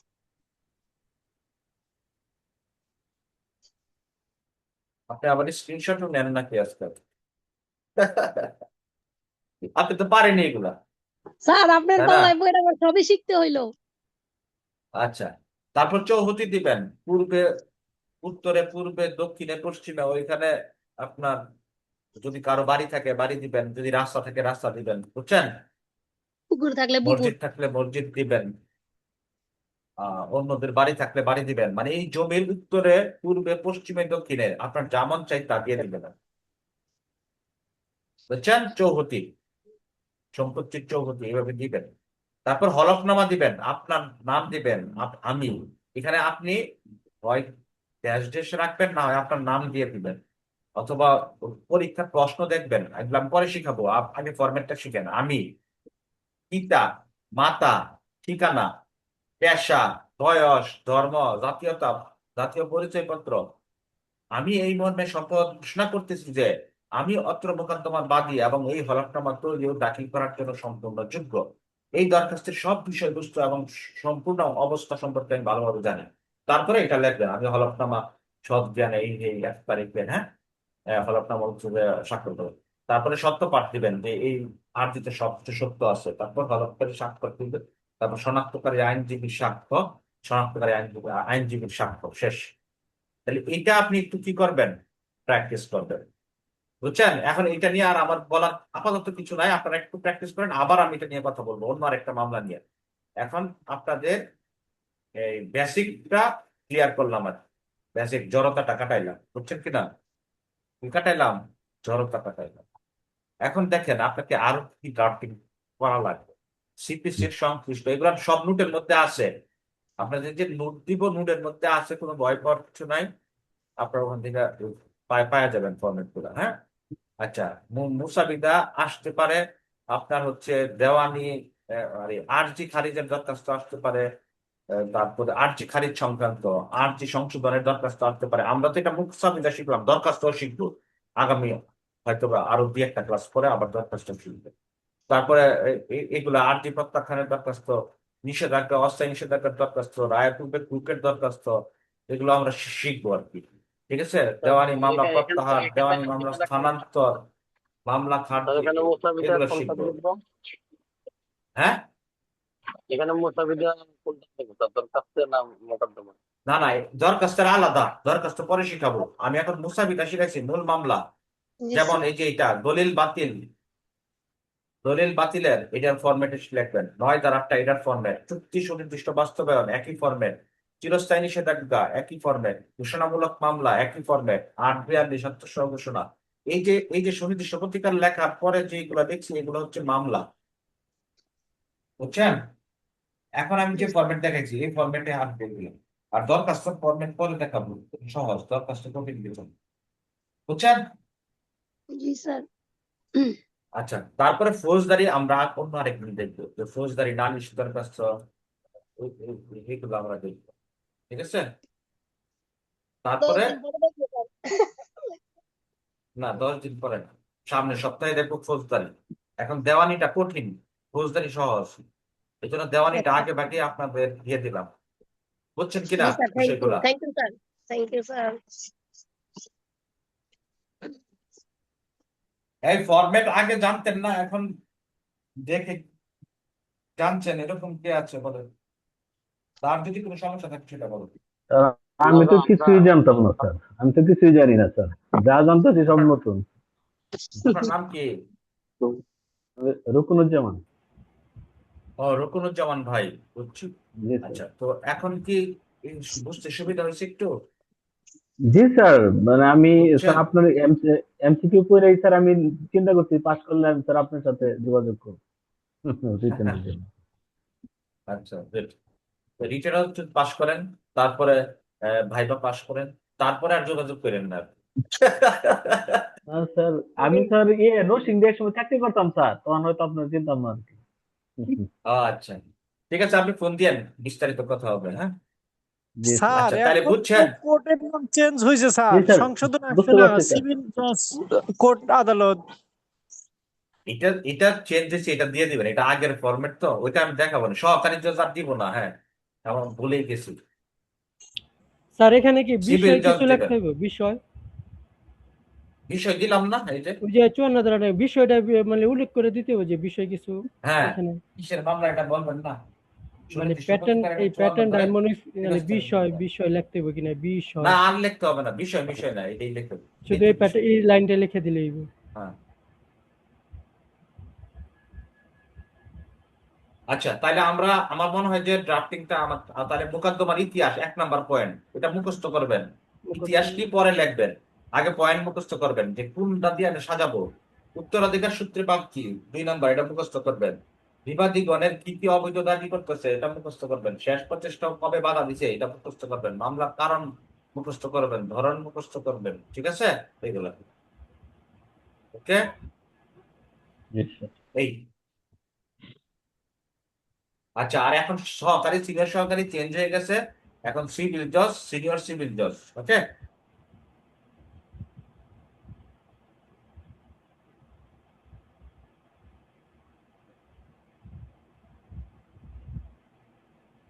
স্যার সিটের মধ্যে চেঞ্জ করে দিয়েছেন না? চেঞ্জ করে, সিটের মধ্যে চেঞ্জ করতে তো মনে নাই। আচ্ছা, এটা চেঞ্জ আচ্ছা, করে সমস্যা নিলেন? নেই স্যার, হ্যাঁ, আমরা এটা বুঝি। ভুলে গেছি, মন থাকে না তো, একদম পারা হইলাম। হ্যাঁ, সমস্যা নেই। বুঝছেন বিষয়গুলা? তাহলে পারবেন না? জি স্যার, তাহলে একটু পড়লেই হয়ে তারপরে যাবে। মামলার কারণ, কারণ অবশ্যই দিতে হবে। তারপর ধরন মূল্য, তারপরে হচ্ছে আপনার তামাদি মেয়াদ, আপনি তামাদি মেয়াদের মধ্যে করছেন, তারপর আদালতের এখতিয়ারের মধ্যে আছে। বুঝছেন?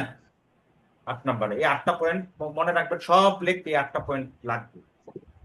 যত আপনার আপনার পয়েন্ট তো আরো দেওয়া যায়, মিনিমাম 8টা দিতেই হবে, মানে একটা ফরম্যাটটাকে সুন্দর করার জন্য। এই 8টা পয়েন্ট মনে রাখবেন। প্রেয়ার অপশনটা, তারপরে হচ্ছে পরিচয় তফসিল দিবেন, চৌহদি দিবেন, হলফনামা দিবেন, তারপরে হচ্ছে সত্য পাঠ দিবেন। আইনজীবীর সাথে শেষ। স্যার তাহলে হলফনামার সত্যপাঠ কি একই সাথে দেওয়া যায়? এটা তো মেবি হ্যাঁ হ্যাঁ, ভিন্ন। এটা এটা এটা এখন নতুন সংশোধনী হয়েছে, আগে হলফনামা দেওয়া লাগতো না, বুঝছেন? হুম। ও এখন আচ্ছা হলফনামা আচ্ছা। দিতে হবে। আগে দেওয়া লাগতো না, পুরান বইয়ে হলফনামা পাবেন না, কিন্তু হ্যাঁ এখন দেওয়া শুধুমাত্র লাগবে। সত্য পাঠ ছিল তখন সত্য পাঠ শুধু। ছিল, আপনাদের তো প্রথম দেখাই দিছি এটা, যাতে আপনার কনফিউশনটা না থাকে। Okay sir, thank you. এই যে সিভিল প্রসিডিওর 26 ধারাতে সংশোধন আসছে, হলফনামার হ্যাঁ, মাধ্যমে তথ্য প্রমাণ। 26-এর একই। ঠিক আছে, সিভিল মামলা আর্জিতে দেশের বিষয় থাকতে হবে। কি সংশোধন 26 ধারাতে কি বলছে? In every plaint fact shall be proved by affidavit. Affidavit মানে কি? এফিডেভিট, হ্যাঁ হ্যাঁ। হলফনামার মাধ্যমে আমার এটা আমার নিশ্চিত করতে হবে। তারপরে এখানে ওই যে আদেশ 7-এর আপনার রুল 1-এর ক্লজ BC তে আপনার কি হচ্ছে, ওই যে জাতীয় পরিচয়পত্র, ইমেল, মোবাইল নাম্বার এগুলা দিতে হবে। তারপরে এই যে এই জিনিসগুলা, আদালতের নাম, বাদীর পরিচয়, বিবাদীর পরিচয়, তারপর মামলার বিষয়বস্তু, মামলার কারণ, আদালতের এখতিয়ার আছে কিনা, ঠিক আছে, দাবিকৃত প্রতিকারটা কি, ক্ষতিপূরণ চাইলে সেটা, কোর্ট ফি দেওয়া হয়েছে কিনা, দালিলিক প্রমাণ থাকলে সেটা সময়সীমার মধ্যে করছেন কিনা, তামাদি মেয়াদ আছে কিনা, হলফনামা, এফিডেভিট, এই 13টা পয়েন্ট মাথায় রেখে আপনাকে আগাইতে হবে। এখন সংক্ষিপ্ত বর্ণনাটা পড়ে নেবেন। যে আদালতের দ্বারে দায়ের করছেন সেটা, বাদীর পরিচয়, নাম, ঠিকানা, বিবাদীর পরিচয়, নাম, ঠিকানা, মোবাইল নম্বর, মামলার বিষয়বস্তু, মূল ঘটনা বা বিরোধের সংক্ষিপ্ত বর্ণনা দিতে হবে, ওই যে যেটা দেখাইলাম। মামলার কারণ দিতে হবে, কোথায় কিভাবে আপনার অধিকার লঙ্ঘন হয়েছে এটা দিতে হবে, এটা মামলার দিক। এটা না দিলে আপনার ইয়েই হবে না, এই আপনার আপনার ড্রাফটিংই হবে না। যদি কারণই না থাকে তাহলে আপনি মামলা করবেন কেন? স্যার এই স্টেজগুলো দিয়ে কি একটা কারণ, প্রশ্ন আসতে পারে? হ্যাঁ এই স্টেজগুলো দিয়ে কি একটা প্রশ্ন আসতে পারে? হ্যাঁ, প্রশ্ন আসতে পারে যে আপনার এই এটা তো ওই একটা যে 7 দেওয়ানি মামলা, 27-11 একটা দেওয়ানি মামলা করতে গেলে কি কি উপাদান লাগে, বা একটা দেওয়ানি মামলার অনুসরণীয় বিধানগুলা কি, একটা দেওয়ানি মামলার অনুসরণীয় বিধান কি, বা একটা দেওয়ানি মামলার উপাদান গুলা কি, তখন ওই যে আদেশ 7-এর বিধি 1 দিয়ে আপনাকে বলতে পারে, বুঝছেন? আদেশ 7-এর বিধি চিঠি 1 এক। আর্জির উপাদানগুলো কি কি? আর্জির উপাদান, তারপর বাকিগুলো অভিধান কিছু কিছু দিয়ে দেবেন, অর্থের মামলা প্রস্তুত করবেন। আচ্ছা, আদালতের এখতিয়ার, ঠিক আছে, আদালতের আর্থিক আঞ্চলিক বিষয়বস্তু, আপনার যে প্রশ্নটা করছেন ওইটা এগুলা লিখলেই হবে, ওই প্রশ্ন উত্তরে, বুঝছেন কিনা? এগুলা লিখলেই হবে। আদালতের এখতিয়ার আছে কিনা, আর্থিক আঞ্চলিক বিষয়বস্তু গুলা দেখবেন। তারপর দাবিকৃত প্রতিকার আছে কিনা এটা দেখবেন। এটা সম্ভবত গত বছর আসছিল এই প্রশ্নটা, আপনি যে প্রশ্নটা করছেন, ঠিক আছে। আমি গত বছরও এটা পড়াই দিছি, যারা ক্লাস করছে ওরা তো অ্যান্সার করে দিচ্ছে এই পয়েন্ট গুলা।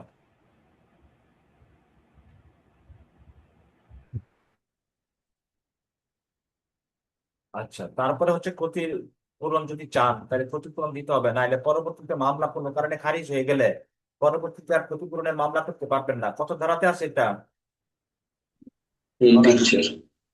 আপনি বলে দিলেন যে আপনি দলিল বাতিলের মামলা করলেন, প্রেয়ার অপশনে বলে দিলেন আপনি দলিলটা বাতিল করে দিতে, অথবা যদি দলিল বাতিল না করে তাহলে ক্ষতিপূরণ হইলেও যেন দেয়, তাইলে কি ক্ষতিপূরণ পাইতেছে না, বুঝছেন নাই? আপনার জি যদি স্যার। ওইটা খারিজ করে দেয় মামলাটা, তারপরেও আপনি ক্ষতিপূরণ দাবি করতে পারবেন, নাহলে কিন্তু পরবর্তীতে আর ক্ষতিপূরণ হ্যাঁ স্যার, পাইবেন না। 29 ধারায়। 41। হ্যাঁ, এই জন্য ক্ষতিপূরণ যদি থাকে সেটাও আপনাকে করতে চাইতে হবে। কোর্ট ফি, দালিলিক প্রমাণ, সময়সীমা, বুঝছেন কিনা? কোর্ট ফি, দালিলিক প্রমাণ, সময়সীমা, হ্যাঁ, যে আপনি সঠিক সময়ের মধ্যে মামলাটা করছেন কিনা। তারপরে হচ্ছে হলফনামা, এফিডেভিট, ভেরিফিকেশন, এগুলো ঠিকঠাক মতো দিতে হবে, বুঝছেন? তাহলে আমার মনে হয় যে খুব সহজ করে দিলাম আর সিভিল ড্রাফটিং এর, যে কোনো ড্রাফটিং সিভিল আপনি এর মধ্যেই পাবেন। কি সহজ লাগতেছে নাকি? না, কঠিন লাগতেছে? একটু পড়লেই স্যার সহজ হয়ে যাবো।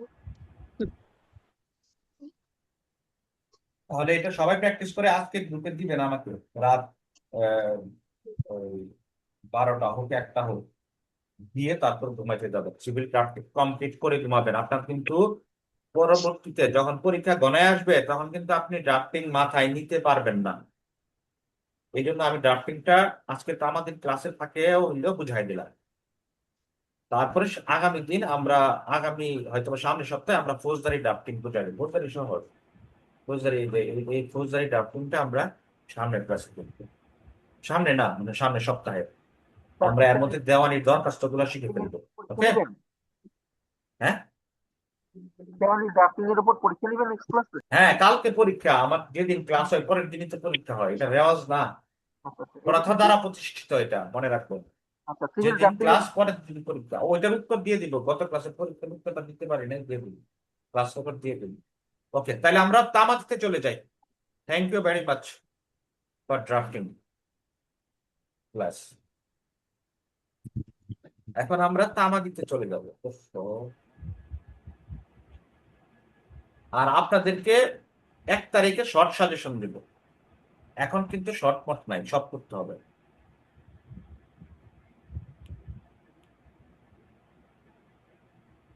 এখন যা সবই পড়ান। কারণ সব ধারণা না নিলে আপনি বিপদে পড়ে যাবেন, অপশন কম তো।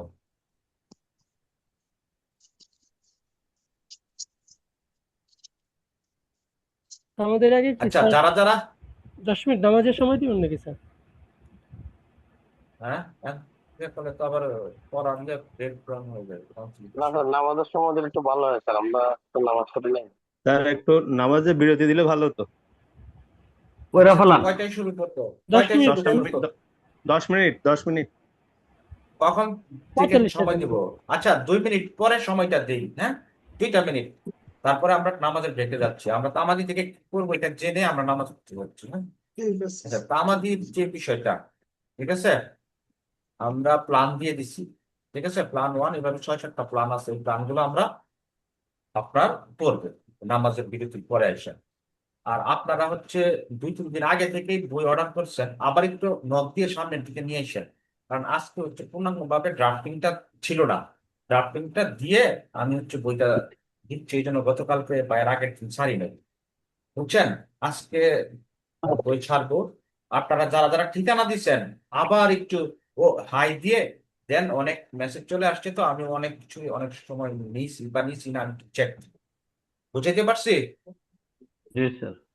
এই আর কি। তাহলে পার্সোনাল আপনারা যারা দিলেই যারা হবে। যারা যারা বইটা নোটটা নিচ্ছেন আমাকে আবার একটু হাই লিখে দেন, যারা ঠিকানা দিচ্ছেন তারাও।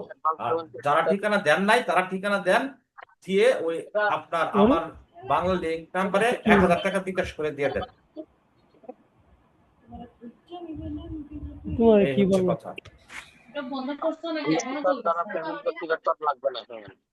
আসসালামু আলাইকুম। হ্যাঁ, টাকা অ্যামাউন্ট তো বুঝি নাই। 1000 টাকা নোটের দাম। ওকে ওকে। 1000 টাকা বিকাশ করে জানান, আমি সুন্দরবনে পাঠাবো। হোম ডেলিভারিতে দিব না, কারণ হোম ডেলিভারিতে দেরি হয়ে যায় অনেক সময়। সময় থাকলে ওটা দিয়ে দিতাম। আপনারা এই বাংলা লিঙ্ক নাম্বারে 1000 টাকা বিকাশ করে কি করবেন। আর আমরা নামাজের বিরতিতে যাচ্ছি। আপনার হচ্ছে এখন বাজে 4টা 36। আমরা হচ্ছে 4টা 5:36 স্যার, 5:36। ও সরি, 5টা 36। এখন বাজে 5টা 36। আমরা হচ্ছে 5টা কততে আসবো? 46। 50। আচ্ছা, 5টা 50-এ চলে আসেন সবাই। হ্যাঁ, ওকে ওকে। নামাজের বিরতি 5টা 50-এ। Okay, thank you very much.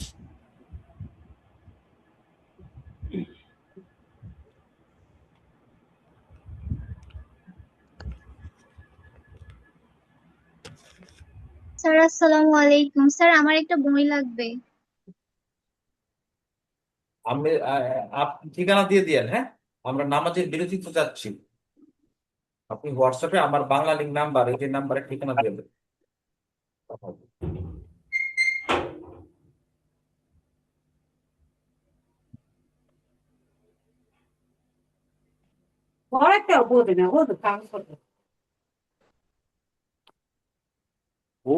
দেখলেই বলবে কিন্তু সবাই মাথায় নেবে।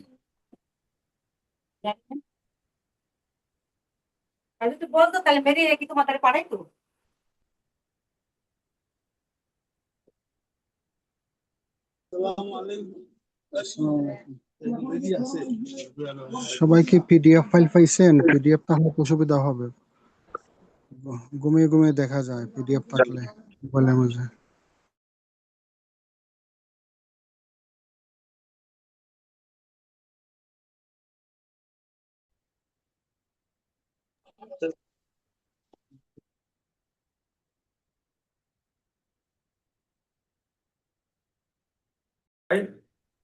চোখ রাখবেন, গ্রুপের সবাই চোখ রাখবেন, দিতে না দেই তখন কোনো ইনফরমেশন হুট করে ক্লাস দিতে পারে অনেক সময়, সুবিধা বুঝি, কিন্তু ওয়ার্কিং ডেতে না।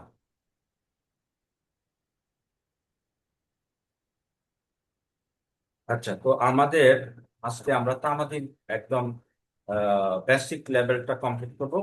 আগামী দিন আমাদের আরেকটা ক্লাস হলে আমাদের শেষ হয়ে যাবে। তারপর আমাদের সুনির্দিষ্ট 2টা ক্লাস লাগবে, আর বার কাউন্সিল তো এর ফাঁকে ফাঁকে দেখাই দিচ্ছে। তাহলে আমরা তামাদি আইন এখান থেকে আমাদের কি কি করতে হবে এটা আমরা একটু দেখবো। স্টাডি প্ল্যান 1, তামাদি আপত্তি বা তামাদির আপনার প্লি অফ লিমিটেশন। ঠিক আছে, প্ল্যান 1 হচ্ছে আমরা দেখবো প্লি অফ লিমিটেশন, প্লি অফ এলিবাই দেখে আসছি আমরা। প্লি অর্থ কি আপনারা কি কেউ জানেন? আবেদন স্যার, অজুহাত স্যার, অজুহাত হতে পারে। আবেদন। হ্যাঁ, প্লিজ থেকে আসছে প্লি। প্লিজ শব্দটার সাথে তো সবাই পরিচিত, অনুগ্রহ, প্লিজ। আর ওই প্লিজ থেকে আসছে কি প্লি। তাহলে প্লি অফ লিমিটেশন মানে তামাদির আপত্তি। এটা বলতে আমরা কি বুঝি? তামাদি আইনের 5 ধারা অনুসারে প্রত্যেক দিনের বিলম্ব মৌকুফের সন্তোষজনক ব্যাখ্যা, সময়ের অবিরাম চলন, একবার শুরু হইলে অযোগ্যতা বা অক্ষমতা থামাতে পারে না, এই নীতির ব্যতিক্রম তামাদি আইনের প্রাসঙ্গিকতায় আলোচনা করুন। মানে একবার শুরু হইলে আর থামবে না, এটার ব্যতিক্রম গুলা। এইভাবে আমরা প্ল্যান গুলা সাজাইছি। তো এখানে বেশ কিছু প্রশ্ন এবং বেশ কিছু প্রবলেম আছে, এগুলো আমরা প্রবলেমটা আমরা আগামী দিন দেখবো। আজকে আমরা হচ্ছে কি আপনার সেকশন গুলো করার চেষ্টা করবো। যে তামাদের আপত্তি কি, এটা হচ্ছে তামাদের আপত্তি হচ্ছে আমার একটা বিষয় যেখানে আইনগত প্রতিরক্ষা থাকবে, যার মাধ্যমে বিবাদী দাবি করবে যে বাদী নির্ধারিত সময়ের মধ্যে মামলা আপিল দরখাস্ত দায়ের করতে ব্যর্থ হয়েছে, ফলে উক্ত মামলা বা আপিল দরখাস্ত আইনত গ্রহণযোগ্য নয় এবং খারিজযোগ্য। এবং এটা তামাদি আইনের 3 ধারা অনুযায়ী কি হবে, নির্ধারিত সময়ের পর যদি কেউ কোনো কিছু দায়ের করে সেটা খারিজ হয়ে যাবে, এটাই আমরা জানি। এই তামাদি আইনের 3 ধারার ব্যতিক্রমও আছে। যে তামাদি আইনের 3 ধারাটা যেটা বলছে, 3 ধারাটা এটা একটা শর্ত সাপেক্ষ ধারা, লিখে রাখেন। তামাদি আইনের 3 ধারা একটা শর্ত সাপেক্ষ ধারা। এই মিউট থাকতে হবে, বুঝছেন? সাউন্ড আসে থেকে, বাচ্চাদের সাউন্ড যেন না আসে। আপনার মোবাইল ব্যবহার দুটি শিখে নেন, মিউট থাকতে হবে। তামাদি আইনের 3 ধারা এটা একটা শর্ত সাপেক্ষ ধারা। বেসিকটা বোঝাই দিচ্ছি, দেখেন। শর্ত সাপেক্ষ ধারা মানে এইটা একদম আপনার স্ট্রংলি যেখানে রিকমেন্ডেশন করছে, তারপরেও কিছু কিছু জায়গায় ব্যত্যয় ঘটে। তো পরীক্ষায় যদি এরকম একটা প্রশ্ন আসে যে তামাদি আইনের 3 ধারা একটা শর্ত সাপেক্ষ ধারা, ব্যাখ্যা করুন, তখন আপনি কি দেখবেন? তার মানে শর্ত সাপেক্ষ কি, যে তামাদি আইনের 3 ধারাতে যেটা বলছে এটা সবসময় সে অটুট রাখতে পারতেছে না, কিছু কিছু শর্তে সেই জায়গাটা কি হচ্ছে, চেঞ্জ হচ্ছে। কিভাবে? যেমন 3 ধারাতে কি বলছে, মামলা আপিল দরখাস্ত নির্ধারিত সময়ের পর দায়ের করলে সেগুলা কি হবে, খারিজ হয়ে যাবে। কিন্তু আপিল আর দরখাস্তে কি আমরা বিলম্ব মৌকুফের আবেদন করতে পারি, মূল মামলাতে পারি না। তাহলে দেখেন 3 ধারা অনুযায়ী তো আপিল দরখাস্ত খারিজ হওয়ার কথা, কিন্তু আমরা কি ওখানে কি করতেছি, বিলম্ব মৌকুফের আবেদন করে আমরা সেখানে সময়টাকে কি এক্সটেন্ড করতেছি, এক্সটেন্ড। তো এই ক্ষেত্রে আমরা কি বলতে পারি না যে 3 ধারা একটা শর্ত সাপেক্ষ ধারা, নাহলে তো খারিজ হয়ে যেত। বুঝতে পারছেন কিনা? একটু ব্রেনটাকে চিন্তা করেন। স্যার আরেকবার প্লিজ, মানে অংশটা, দ্বিতীয় অংশটা পড়েন। আমাদের আইনের 3 ধারাতে বলছে মামলা আপিল দরখাস্ত নির্ধারিত সময়ের পর দায়ের করলে খারিজ হয়ে যাবে। কিন্তু আমরা দেখতেছি 5 ধারা অনুযায়ী আপিল দরখাস্ত নির্ধারিত সময়ের পর দায়ের করলেও কি বিলম্ব মুক্তির দরখাস্ত দিয়ে চালায়া যাইতে পারতেছি আর তাহলে 3 ধারা অনুযায়ী তো 30 দিন যদি হয় আপিলের তামাদি মেয়াদ 30 দিন পরে আপনি দায়ের করতে পারেন না, কিন্তু আপনি দেখা যায় 60 দিন পরে এসে আপনি দায়ের করে ফেলছেন। কিভাবে? 5 ধারার একটা বিলম্ব মুক্তির দরখাস্ত দিয়ে। তাহলে 3 ধারা কি তার জায়গায় অটুট থাকতে পারতেছি কিনা? পারতেছে না। যেহেতু পারতেছে না, তাহলে আমরা কি বলতে পারবো? 3 ধারাটা শর্ত সাপেক্ষ ধারা বলতে পারবো কিনা? জি স্যার। আচ্ছা, এটা 3 ধারার ব্যতিক্রম। এভাবেও প্রশ্ন আসতে পারে। 3 ধারা একটা শর্ত সাপেক্ষ ধারা, এভাবেও প্রশ্ন আসতে পারে। অথবা প্রশ্নটা এভাবে আসতে পারে যে নির্ধারিত সময়ের পর মামলা আপিল দরখাস্ত দায়ের করলে, ঠিক আছে, নির্ধারিত সময়ের পর মামলা আপিল দরখাস্ত দায়ের করলে খারিজ হয়ে যাবে, ব্যতিক্রম সাপেক্ষে আলোচনা করো। নিজে 5 দ্বারা আসবে তখন। আসতে পারে না তখন এই জন্য বেসিকটা ক্লিয়ার করবেন। অনেক সময় প্রশ্ন আমরা গদ পাদা পড়লে কমন নাও করতে পারে। যদি আপনার টেকনিক্যাল নলেজ থাকে বা আপনি বেসিকটা আপডেট করতে পারেন, তাহলে কি প্রশ্ন যে জায়গা থেকে আসুক আপনি অ্যাটলিস্ট কিছু না কিছু আপনি কি করতে পারবেন, লিখে দিয়ে আসতে পারবেন। এই জন্য আপনার বেসিকটা স্ট্রং থাকতে হবে, তাইলে আপনার বিপদ অনেকটা কেটে যাবে। এই কাজটাই করে দিচ্ছি। তাহলে আপনার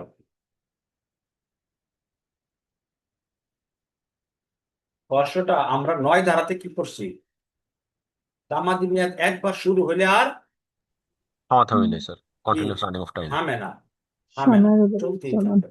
একবার শুরু হলো। এখন যদি প্রশ্নটা এইভাবে বলে যে আহ, তামাদি মেয়াদ শেষ হলে আর শুরু শুরু হয় না,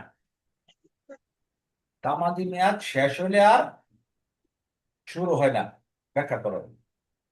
এটা কখন? তার 9 ধারা অনুযায়ী শুরু হবে সময়ের বিরাম চলন। না, শুরু হইলে থামে না, এটা তো 9 ধারা। কারণ আমরা এটা যদি উল্টায় বলি শেষ হলে যে শুরু হবে। শেষ হইলে শুরু হয় না। এটা 12 দ্বারা স্যার, বলতে পার- 12 দ্বারা 14-15। 3 ধারা, না 3 না, ধারা। 3 ধারা। 3 ধারা, 3 ধারা, জি 3 ধারা। 3 ধারা দিয়ে যদি শেষ হয়ে যায় তাহলে তো আর শুরু হবে না। না, শুরু হবে, মামলা না শুরু স্যার। করা যাবে? না স্যার, শুরু বাধ্যতামূলক করা যাবে না। আদালতে। আদালতে কিংবা বাধ্যতামূলক। তাহলে প্রশ্ন আসলে কিভাবে আসে এটা আমরা না জানলেও আমরা হচ্ছে কি বেসিকটা ঠিক থাকলে দেখা যায়, একটু চিন্তা করলে আমাদের কিন্তু প্রশ্ন মাথায় চলে আসবে। কারণ 3 ধারাই কি মেয়াদ শেষ হলে আর শুরু হবে না। এখন আপনার যদি বাজার থেকে আপনি দুধের প্যাকেট কিনেন, বিস্কিট কিনেন, এটা কি মেয়াদ শেষ হলে কি আপনি আবার খান বা শুরু করেন? শুরু না করেন স্যার। নাকি? শেষ, শেষ তো শেষই। ডেট এক্সপায়ার ফলাই তাহলে দেয়। 3 ধারা হচ্ছে এটা, শুরু হলে আর কি হবে না, শেষ হলে আর শুরু হবে না, শেষ হলে আর শুরু হবে না। এই মিউট করি, মিউট থাকে, কথা বলা শেষ হলে মিউট থাকে।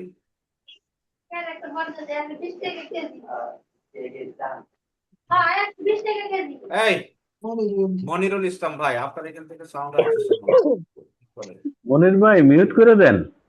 মিউট করে দেন, আমি তো অপশনটা রাখছি আপনাদের সুবিধার জন্য, কিন্তু সাউন্ড আসলে তো সমস্যা, বুঝেন না কেন?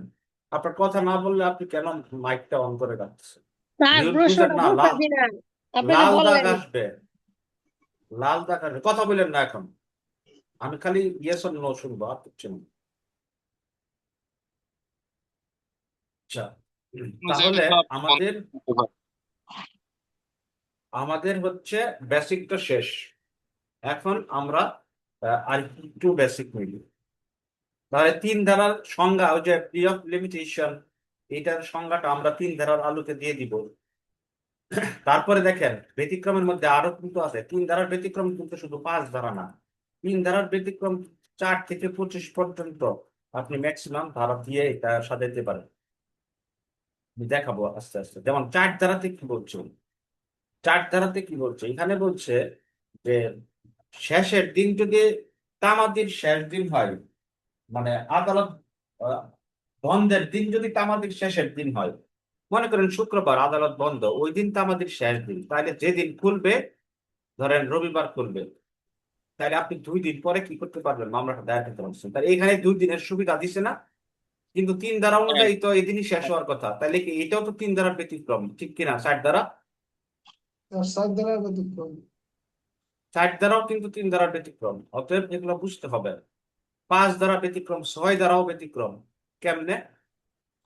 6 ধারাতে বৈধ অপারগতার কথা বলছে। ধরেন একটা মানুষ নাবালক, 10 বছর পর সে সাবালক হচ্ছে, এই 10 বছর তো তামাদি মেয়াদ শেষ হয়ে যাওয়ার কথা, যে যদি কোনো মামলার তামাদি মেয়াদ থাকে 3 বছর 1 বছর, তাহলে 10 বছর পরে তামাদি মেয়াদ গণনা শুরু হচ্ছে।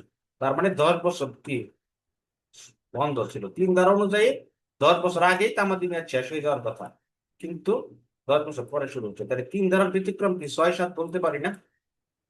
জি স্যার। জি স্যার। এইভাবে আমরা হচ্ছে জিনিসগুলাকে লটে লটে সাজাবো। তাহলে 3 ধারার ব্যতিক্রম হচ্ছে কি 4 থেকে 25 পর্যন্ত হবে, সব 3 ধারার ব্যতিক্রম। পরীক্ষা আসলে মানে কয়টা দ্বারা দিব? আপনি মার্ক দেখবেন কত মার্কের প্রশ্ন। যদি 3 মার্কের প্রশ্ন হয় তাহলে তো আপনি সব দিবেন না, গুরুত্বপূর্ণ গুলা দিবেন। ধরেন 3 ধারা দিবেন, 4 ধারা দিবেন, 6 ধারা, একদিন এক করে দেবেন। এগুলা লেখা কিভাবে, এগুলো আমরা অ্যানালাইসিস করবো। আগে আমরা বেসিকটা শেষ করি। আমরা জুলাই মাসের 1 তারিখ থেকে শুধু কোশ্চেন অ্যানালাইসিস করবো। কোশ্চেন অ্যানালাইসিস আপনাদেরকে একটা প্রশ্ন ব্যাংক দিবে, ওখানে আপনারা কোশ্চেন অ্যানালাইসিস করবেন, কিন্তু আপনার নলেজ না থাকলে তো আপনি অ্যানালাইসিস করতে পারবেন না। বুঝছেন কিনা? একদিনেই 7 সাবজেক্টের কোশ্চেন অ্যানালাইসিস করে দেখায় দিন।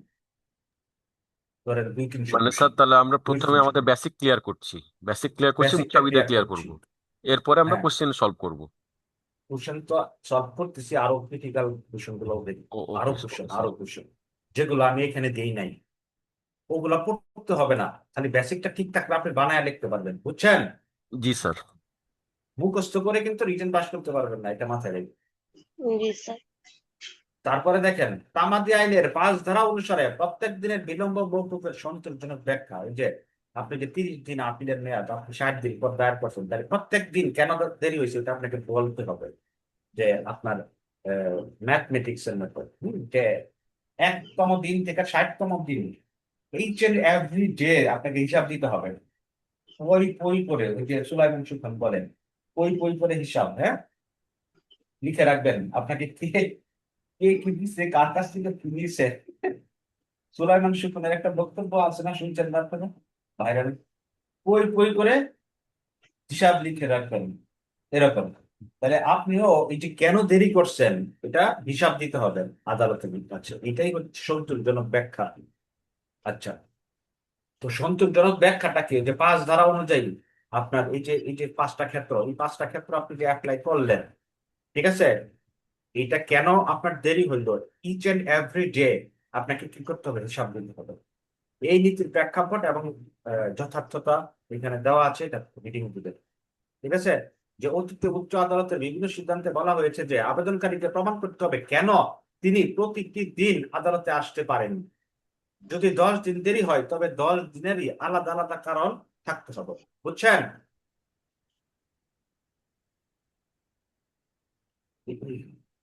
আর অবহেলা যদি কেউ করে তাহলে কিন্তু সে 5 ধারা সুবিধাটা পাবে না। ইচ্ছা করে আমি ঘুমায় রয়েছি, আমি ইচ্ছা করে যাই নাই, গুরুতর অসুস্থ, প্রাকৃতিক দুর্যোগ, প্রত্যেকটাই যথেষ্ট কারণ হিসেবে উল্লেখ হইতে পারে। ভূমিকম্প, আপনি আসতেছেন রাস্তায় অ্যাক্সিডেন্ট হয়েছে, তাহলে এটাও তো একটা যথেষ্ট যথেষ্ট কারণের কোনো সুনির্দিষ্ট ব্যাখ্যা নাই। যে কারণে আপনার মামলাটা করতে পারে নাই ওইটাই যথেষ্ট কারণ। বুঝাইতে পারছি? যথেষ্ট কারণ, যথেষ্ট কারণ হিসাবে কয়েকটা দিয়েছি: আবেদনকারী গুরুতর অসুস্থ, ভুল পরামর্শ, বিভিন্ন আইনজীবীর ভুল, প্রাকৃতিক দুর্যোগ, মহামারী, এইভাবে দিয়ে আপনার এই 5 ধারার এই প্রশ্নটা সলভ করবেন। হ্যাঁ, নোট হয়ে যাবে তখন করে দেবেন।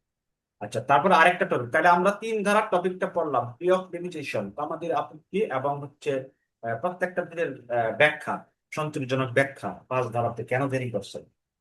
তারপরে সময়ের অবিরাম চলন বলতে কি বুঝো, একবার শুরু হলে আর থামবে না, এই নীতির ব্যতিক্রম আলোচনা করছে। তো তামাদি মেয়াদ একবার শুরু হলে আর কি হয় না, থামে না। ধরেন একটা মামলার তামাদি আজকে শুরু হয়েছে, আর থামবে না, কিন্তু কিছু কিছু ক্ষেত্রে থামে, এটাই ব্যতিক্রম। কখন থামে এটা আমরা ফাইন্ড আউট করবো। একবার শুরু হইলো কখন থামে। 12 থেকে 20 ধারা। 12 থেকে 16 পর্যন্ত দিয়ে চলছে। তো 12 ধারাতে কি বলছে এটা আমরা দেখব। তো 9 ধারাটা আমরা পড়ে ফেলবো। 9 ধারা এখানে দেখা দেওয়া আছে দেখবেন। আমি জাস্ট হচ্ছে আপনার হিন্টস গুলো পড়াই দিচ্ছি আর বাকিটা আপনি দিয়ে দিবেন।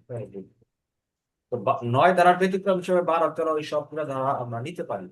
যেমন নির্দিষ্ট কিছু সময়টা আমাদের গণনা থেকে বাদ দিতে হয়। 12 ধারাতে বলা আছে কি বাদ দিতে হয়।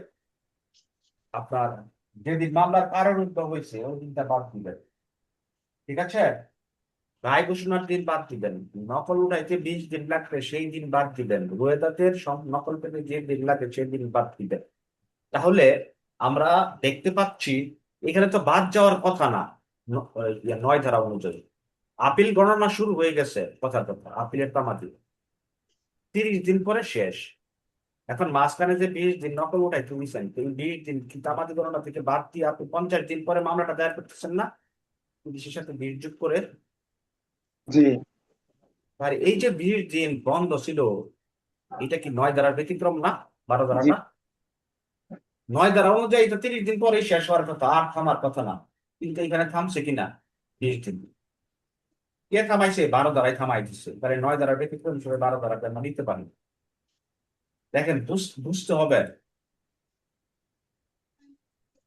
আর আপনাদের জন্য আরেকটা বিষয় SRF ভালো করে পড়বেন, কারণ তামাদির ওই 3টা প্রশ্ন আসে, দেওয়ানি থেকে 2টা আর SRF থেকে 1টা, 3টা থেকে 2টা দিতে হবে, বুঝছেন?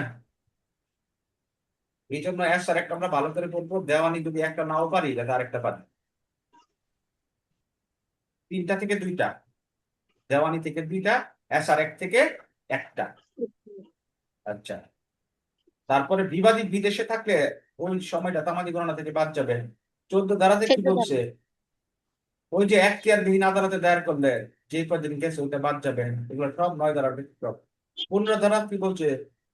আপনার হচ্ছে ওই কার্যক্রম স্থগিত ইয়ে থাকলে থাকলে কার্যক্রম স্থগিত আইনগত থাকলে ওই কার্যধারা সময়টা বাদ বাদ যাবে। যাবে। 16 ধারাতে কি বলছে?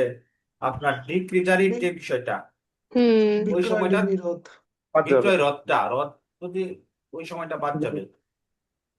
এই হচ্ছে আপনার 9 ধারার ব্যতিক্রম। তাহলে এটা আমরা দেখতে পেলাম 2টা প্রশ্ন। এখন লিগাল ডিসএবিলিটি, আইনগত অক্ষমতা, এটা আমরা দেখবো 3 ধারা। সরি, স্টাডি প্ল্যান 3 আইনগত অক্ষমতা। এইটা কি? আমি একটু দ্রুত যাচ্ছি। আইনগত, কারণ আমার আজকে ওই, লিখিত পার্টটা শেষ করবো। আর যদি কিছু থাকে কালকে ওইটার সাথে প্রবলেম দেখবো। আইনগত অক্ষমতা, হ্যাঁ, এই জিনিসটা কি? Legal disability. দেখেন 6 ধারাতে 3টা বিষয় বলছে, যে 3টা বিষয় আইনগত অক্ষমতা হিসেবে আমরা কাউন্ট করতেছি। এটা আমরা সবাই জানি। নাবালক, জড়বুদ্ধি, উন্মাদ। নীতিগুলা কি? 6 ধারা থেকে 9 ধারা পর্যন্ত আইনগত অক্ষমতার নীতি কোথা থেকে শুরু হয়েছে? 6 ধারা থেকে 9 ধারা পর্যন্ত। মানে বৈধ অক্ষমতা যেটা। এখন একটা মানুষ হাত পা ভেঙে গেছে, তো সে কি বৈধ অক্ষমতায় ভুগতেছেন নাকি আপনার নর্মাল? অবৈধ অবৈধ এটা বৈধ বৈধ না। অক্ষমতা। এটা কিন্তু বৈধ অক্ষমতা না। আপনি হাঁটতে পারেন না, আপনার ব্যথা পাইছেন, গুরুতর আঘাত, এগুলো না। এটা হচ্ছে শুধুমাত্র এই 3টার মধ্যে যদি কোনোটা পড়ে সেটা।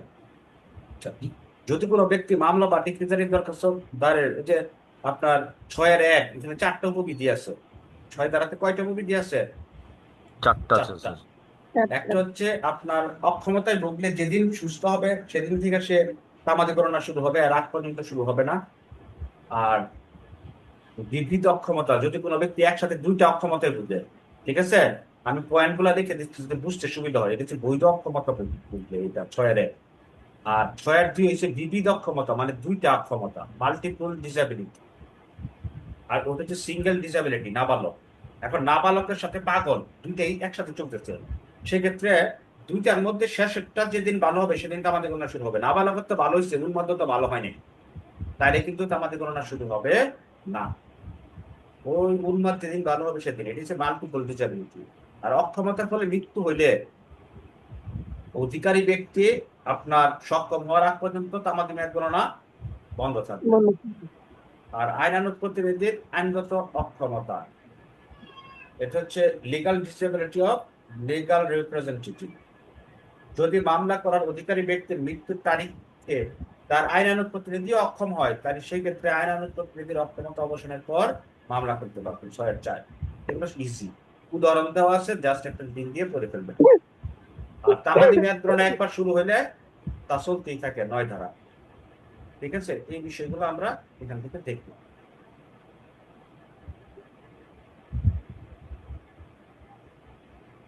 আইনগত অক্ষমতা এবং এর ব্যতিক্রম গুলো এখন আমরা দেখব। আইনগত অক্ষমতা তো আমরা জানি 6 ধারাতে লিগাল ডিসেবিলিটি বিষয়টা এটা।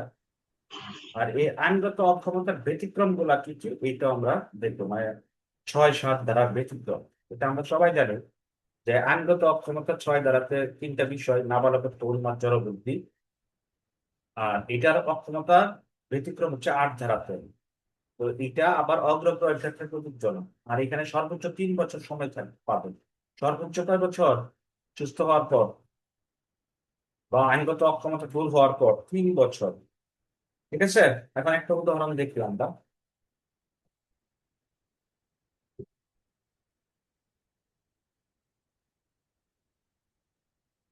ধরেন একটা লোক 2000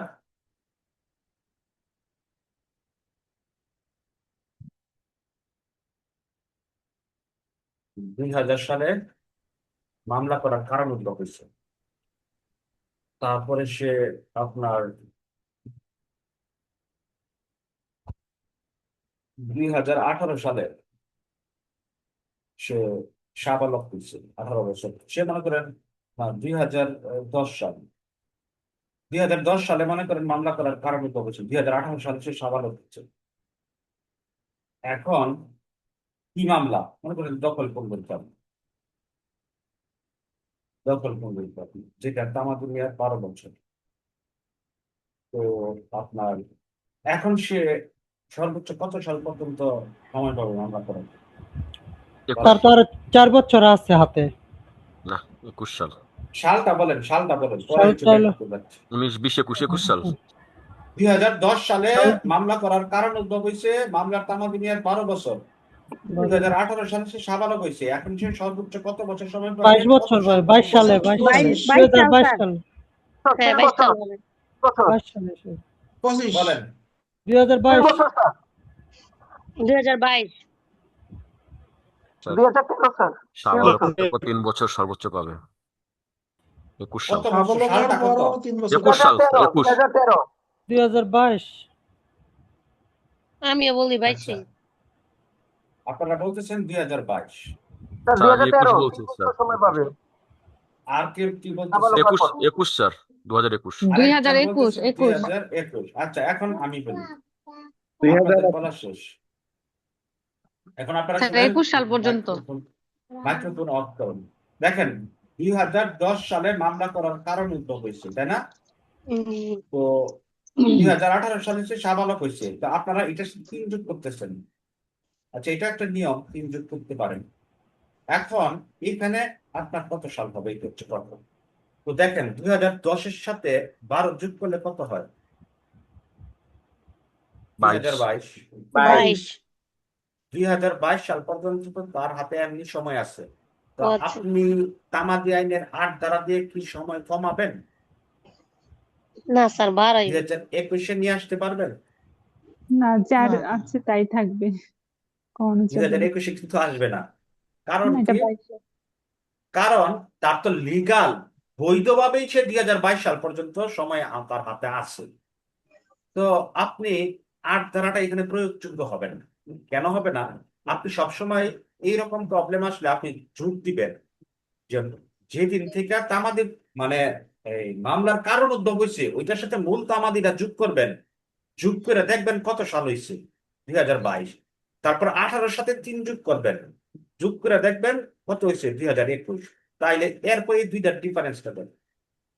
এইখানে আপনার 3 যোগ করলে কি 1 বছর কমে যাচ্ছে? মূল তামাদি থেকে তো কমানোর জন্য 8 ধারা আসে নাই, অসুবিধায় ফেলানোর জন্য আসছে, সুবিধা দেওয়ার জন্য। আর আপনারা অসুবিধায় ফেলছেন। এখন কি 2021 যিনি বলছেন ভুল হয়েছে যে বুঝতে পারছেন? জি জি স্যার, সরি। আচ্ছা, তাহলে কারেক্ট অ্যান্সার 2022। এখানে কিন্তু 8 ধারা থাকলেও এরকম আপনাকে মরীচিকার মধ্যে ফেলতে পারে, এই জন্য এটা বলা, এটা আসে। আচ্ছা, এখানে যদি 2000 আপনার 10 না দিয়ে যদি 2000 আপনার 8 সাল দিত, তাহলে কি করবে? 2008 আর 2018 সালে সে সাবালক হচ্ছে, মানে 20 সাল।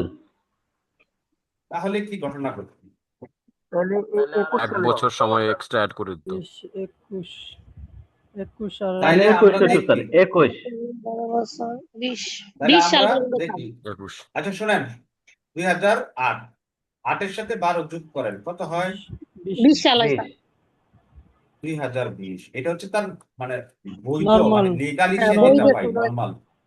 আচ্ছা, এর আর 1 মধ্যে অনেক বছর কিছু সময় করতে বেশি পারে, পাবে। ওগুলা প্রয়োগযোগ্য না। আচ্ছা, আর 2018 সালে সে কি হয়েছে? সাবালক হয়েছে। তাহলে 2018 সালে 3 যোগ করে দেখেন কত হয়? 21 হয়? সাল। এটা 21 হবে, 21। তাহলে সে কত বছর সময় পাবে বলেন? অতিরিক্ত 1 3 বছর। বছর বা 21, 21 এখন কত সাল? 20 সাল না 21 সাল হবে? 21 20 সাল হবে স্যার। 21 সাল 21 হবে। সাল হবে। এখন 21 সাল হবে। কারণ 21 কি? সাল। অতিরিক্ত কারণ কি? 20 কারণ কম। তার তো 3 বছরের সুবিধা যোগ করে দেখলেন, এই দুটা ডিফারেন্স দিয়ে দেখলেন যে এখানে 1 বছর বেশি আছে, তার মানে সে এইটাই পাবে। এখন সে অতিরিক্ত কয় বছর পাইলো? নর্মাল নিয়ম, নর্মাল নিয়মের চাইতে 1 অতিরিক্ত 2 বছর। বছর 1 পাইলো। বছর পাইছে, 1 বছর বছর। পাইলো না, তাইলে 1 বছর পাইলো। আর হচ্ছে 2020-এর সাথে 2018 2 বছর, কিন্তু দুইটা একসাথে গেছে, তাই না? জি।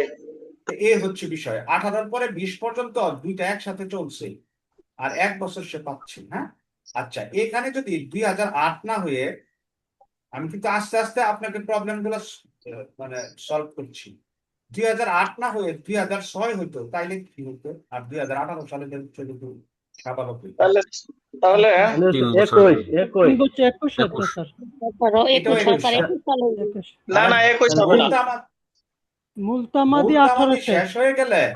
শেষ হয়ে গেলে যে কনসে অতিরিক্ত সুস্থ হয় সেটার সাথে 3 যোগ করে যেটা 3 হবে যুগে সেটাই হবে তার 21 আরো লাস্ট 3 বছর তামাদি। পাবে। জি, 21 হবে। 21। ওকে, স্যার ওকে।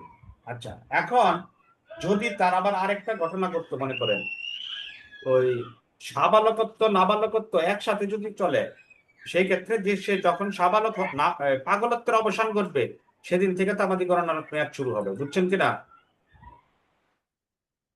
দুইটা একসাথে যদি মাল্টিপল, ওই যে আমরা 6-2 যেটা দেখলাম, মাল্টিপল ডিসএবিলিটি। সর্বশেষ যেটা হবে, অবসান হবে, সেটা থেকে শুরু হবে।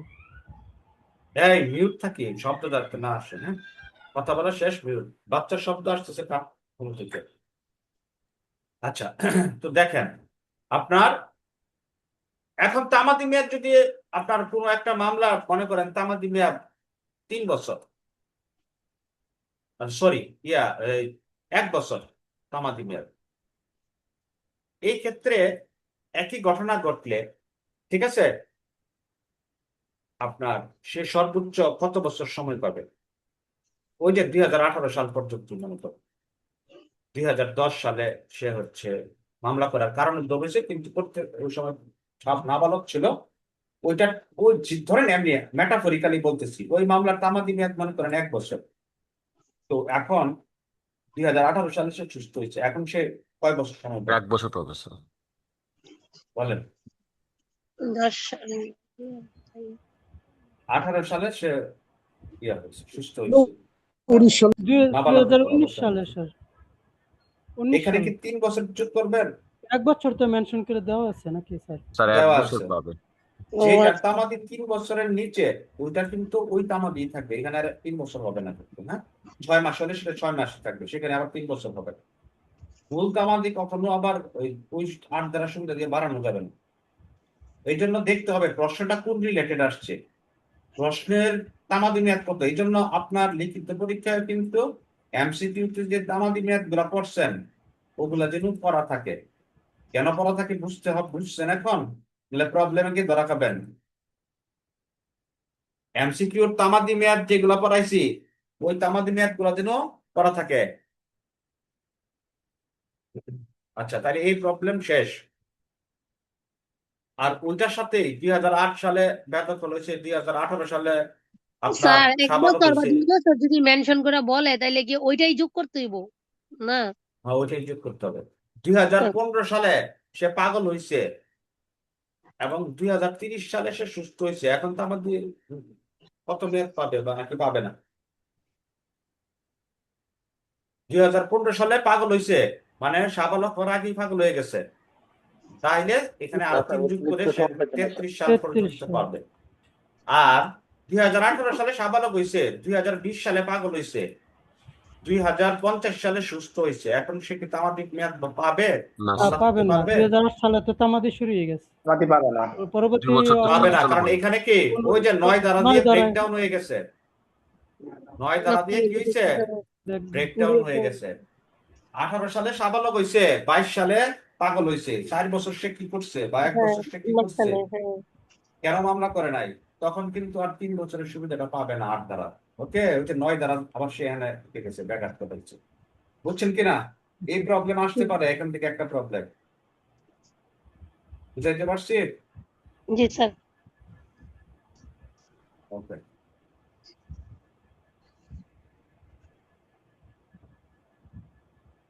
তাহলে আমাদের এটাও পড়া হয়েছে। এখন তামাদের উপর বিভিন্ন প্রভাব, এগুলো আমি পড়া দিয়ে দিব, আপনারা বাসায় পড়বেন। আর হচ্ছে আপনাদের কিছু প্র্যাকটিস, প্রচুর প্র্যাকটিস করাবো সামনের ক্লাসে। স্যার একটা প্রশ্ন জিজ্ঞাসা ছিল। আহ জি 25 সালে 6 ধারা থেকেও একটা প্রবলেম এসছে, তা আমরা কি ওটা কি মাইনাস করে যাবো না ওটা আবার পড়বই? না, মাইনাস করার দরকার নেই, সব করবেন। ছোট আইন যেহেতু। ছোট মোটো নাই, আসলেও করবেন, না আসলেও করবেন। বুঝছেন? জি স্যার। জি স্যার। এখানে অনেক প্রবলেম আছে, আমরা জি সামনের ক্লাসে এই একটা কথা প্রবলেমগুলো দেখব। বলতে হবে একটু। জি জি স্যার ওই যে আমরা একটু পরে আসছি স্যার, মানে আপনি মেসেজ দিয়েছেন তো, পরে ক্লাসে অ্যাটেন্ড করেছি তো স্যার, আজকে রেকর্ডিংটা একটু দিয়েন। দিব দিব, এটা তো গুরুত্বপূর্ণ। আজকে ক্লাসে 2-3 সাবজেক্ট পড়াই দিচ্ছি, ড্রাফটিং পড়াইছি, তামাদি পড়াইছি, বার কাউন্সিল পড়াইছি। বুঝছেন? খুব গুরুত্বপূর্ণ। এই জন্য স্যার একটু রেকর্ডিংটা দিয়েন, আমরা পরে আসছি, অনেক পরে। ঠিক আছে। ঠিক আছে, এই প্রবলেমগুলো আমরা পরে করছি।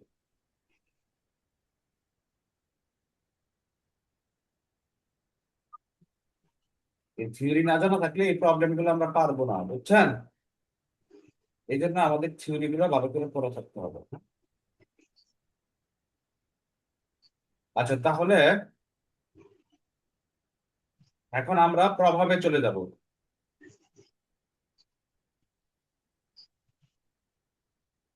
একটু চোখ কান খোলা রাখলে এগুলা কোনো বিষয় হবে না। আর আমি তো বেশি ক্লিয়ার করছি আমার বোরিং লাগছে স্যার, কেন? কি জানি স্যার, চাপ মনে হচ্ছে একটু স্যার। আজকে আরো সময় ক্লাস নেবেন স্যার? আর একটু নিব, থিওরিটা শেষ করে দিব, আর জি 15 স্যার, জি মিনিট। স্যার। ঠিক আচ্ছা আছে, না স্যার, শেষ করে রিডিং দেন, আর লাগা সময় যাবে না। নাই তো। যে পরিস্থিতি আছে সেই পরিস্থিতিতে ভালো থাকতে হবে। আমার এক বন্ধু ছিল, তার ঘাড়ে ব্যথা ছিল, সে খালি কয় ঘাড় ব্যথা, শরীর ব্যথা। আমি কই ব্যথা নিয়ে কিভাবে ভালো থাকা যায় ওটা চিন্তা করো, তোমার আর ব্যথা ভালো হবে না। কারণ ডাক্তার মনে করেন 14-15টা দেখানো হয়েছে, ইন্ডিয়া দেখানো হয়েছে, ওরা বলতেছে যে ব্যথা এটা পুরোপুরি সারবে না। আমার অনার্স তখন করি, তো ওর আর ব্যথা ভালো হয় না। ও পিছনে ফিরলে ঘাড় সহ আপনার পিছনে ফিরতে হয়। তারপর কয় বন্ধু আমি তো ঘুরতে পারি না, আমার তো শরীর ব্যথা। ও ব্যথার ওষুধ খাইতে খাইতে কিডনি নষ্ট করে ফেলেছে। ডাক্তার বলছে ব্যথার ওষুধ খাওয়া যাবে না। পরে আমি ওরে বললাম, তুমি ব্যথা নিয়ে কিভাবে ভালো থাকা যায় ওই চিন্তা করো, তোমার আর এই ব্যথা ভালো হবে না। তো স্যার আপনার, আপনি বড় স্যার, বড় সাজেশন দিয়েছেন সব ডাক্তারের চেয়ে। আপনি বিরক্তি নিয়ে কিভাবে ভালো থাকা যায়, বেশি বেশি পড়া যায় ওই চিন্তা করেন, বিরক্তি সবার মধ্যে থাকবে। বুঝছেন কিনা? পৃথিবীটা এরকমই। হ্যাঁ, আচ্ছা, জি স্যার। যাই হোক, পরে ভালো লাগবে, আইনজীবী হয়ে গেলে ভালো লাগবে, নাহলে তো আরো বিরক্তি লাগবে। ওই দিনগুলো আবার 1 বছর ওইটা আর সহ্য করতে পারবেন না। আচ্ছা, তামাদির উপর আপনার 18 ধারা, এখানে প্রতারণার ফলাফল, এটা সবাই জানেন।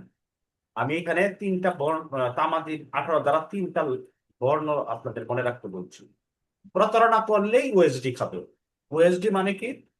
সরকারি চাকরিজীবীদের দেখেন ঘুষ টুস খাইলে ওএসডি করে, অফিস অন স্পেশাল ডিউটি, মানে বাসায় বসে থেকে অফিস করবে, ওএসডি খায়। তো এই 18 ধারা ওএসডি আছে একটা, যেহেতু প্রতারণা করছে আমরা কি দিব? প্রতারণা করছি কি দিব? OSD OSD. দিব। জি। ও দিয়া অধিকার, ও দিয়া কি? অধিকার, ODIKR, অধিকার, এস দিয়া সত্য, সত্য লিখলে এস লাগে, আর ভি দিয়া দলিল। দেখেন এই তিনটা টার্মই হচ্ছে 18 ধারা।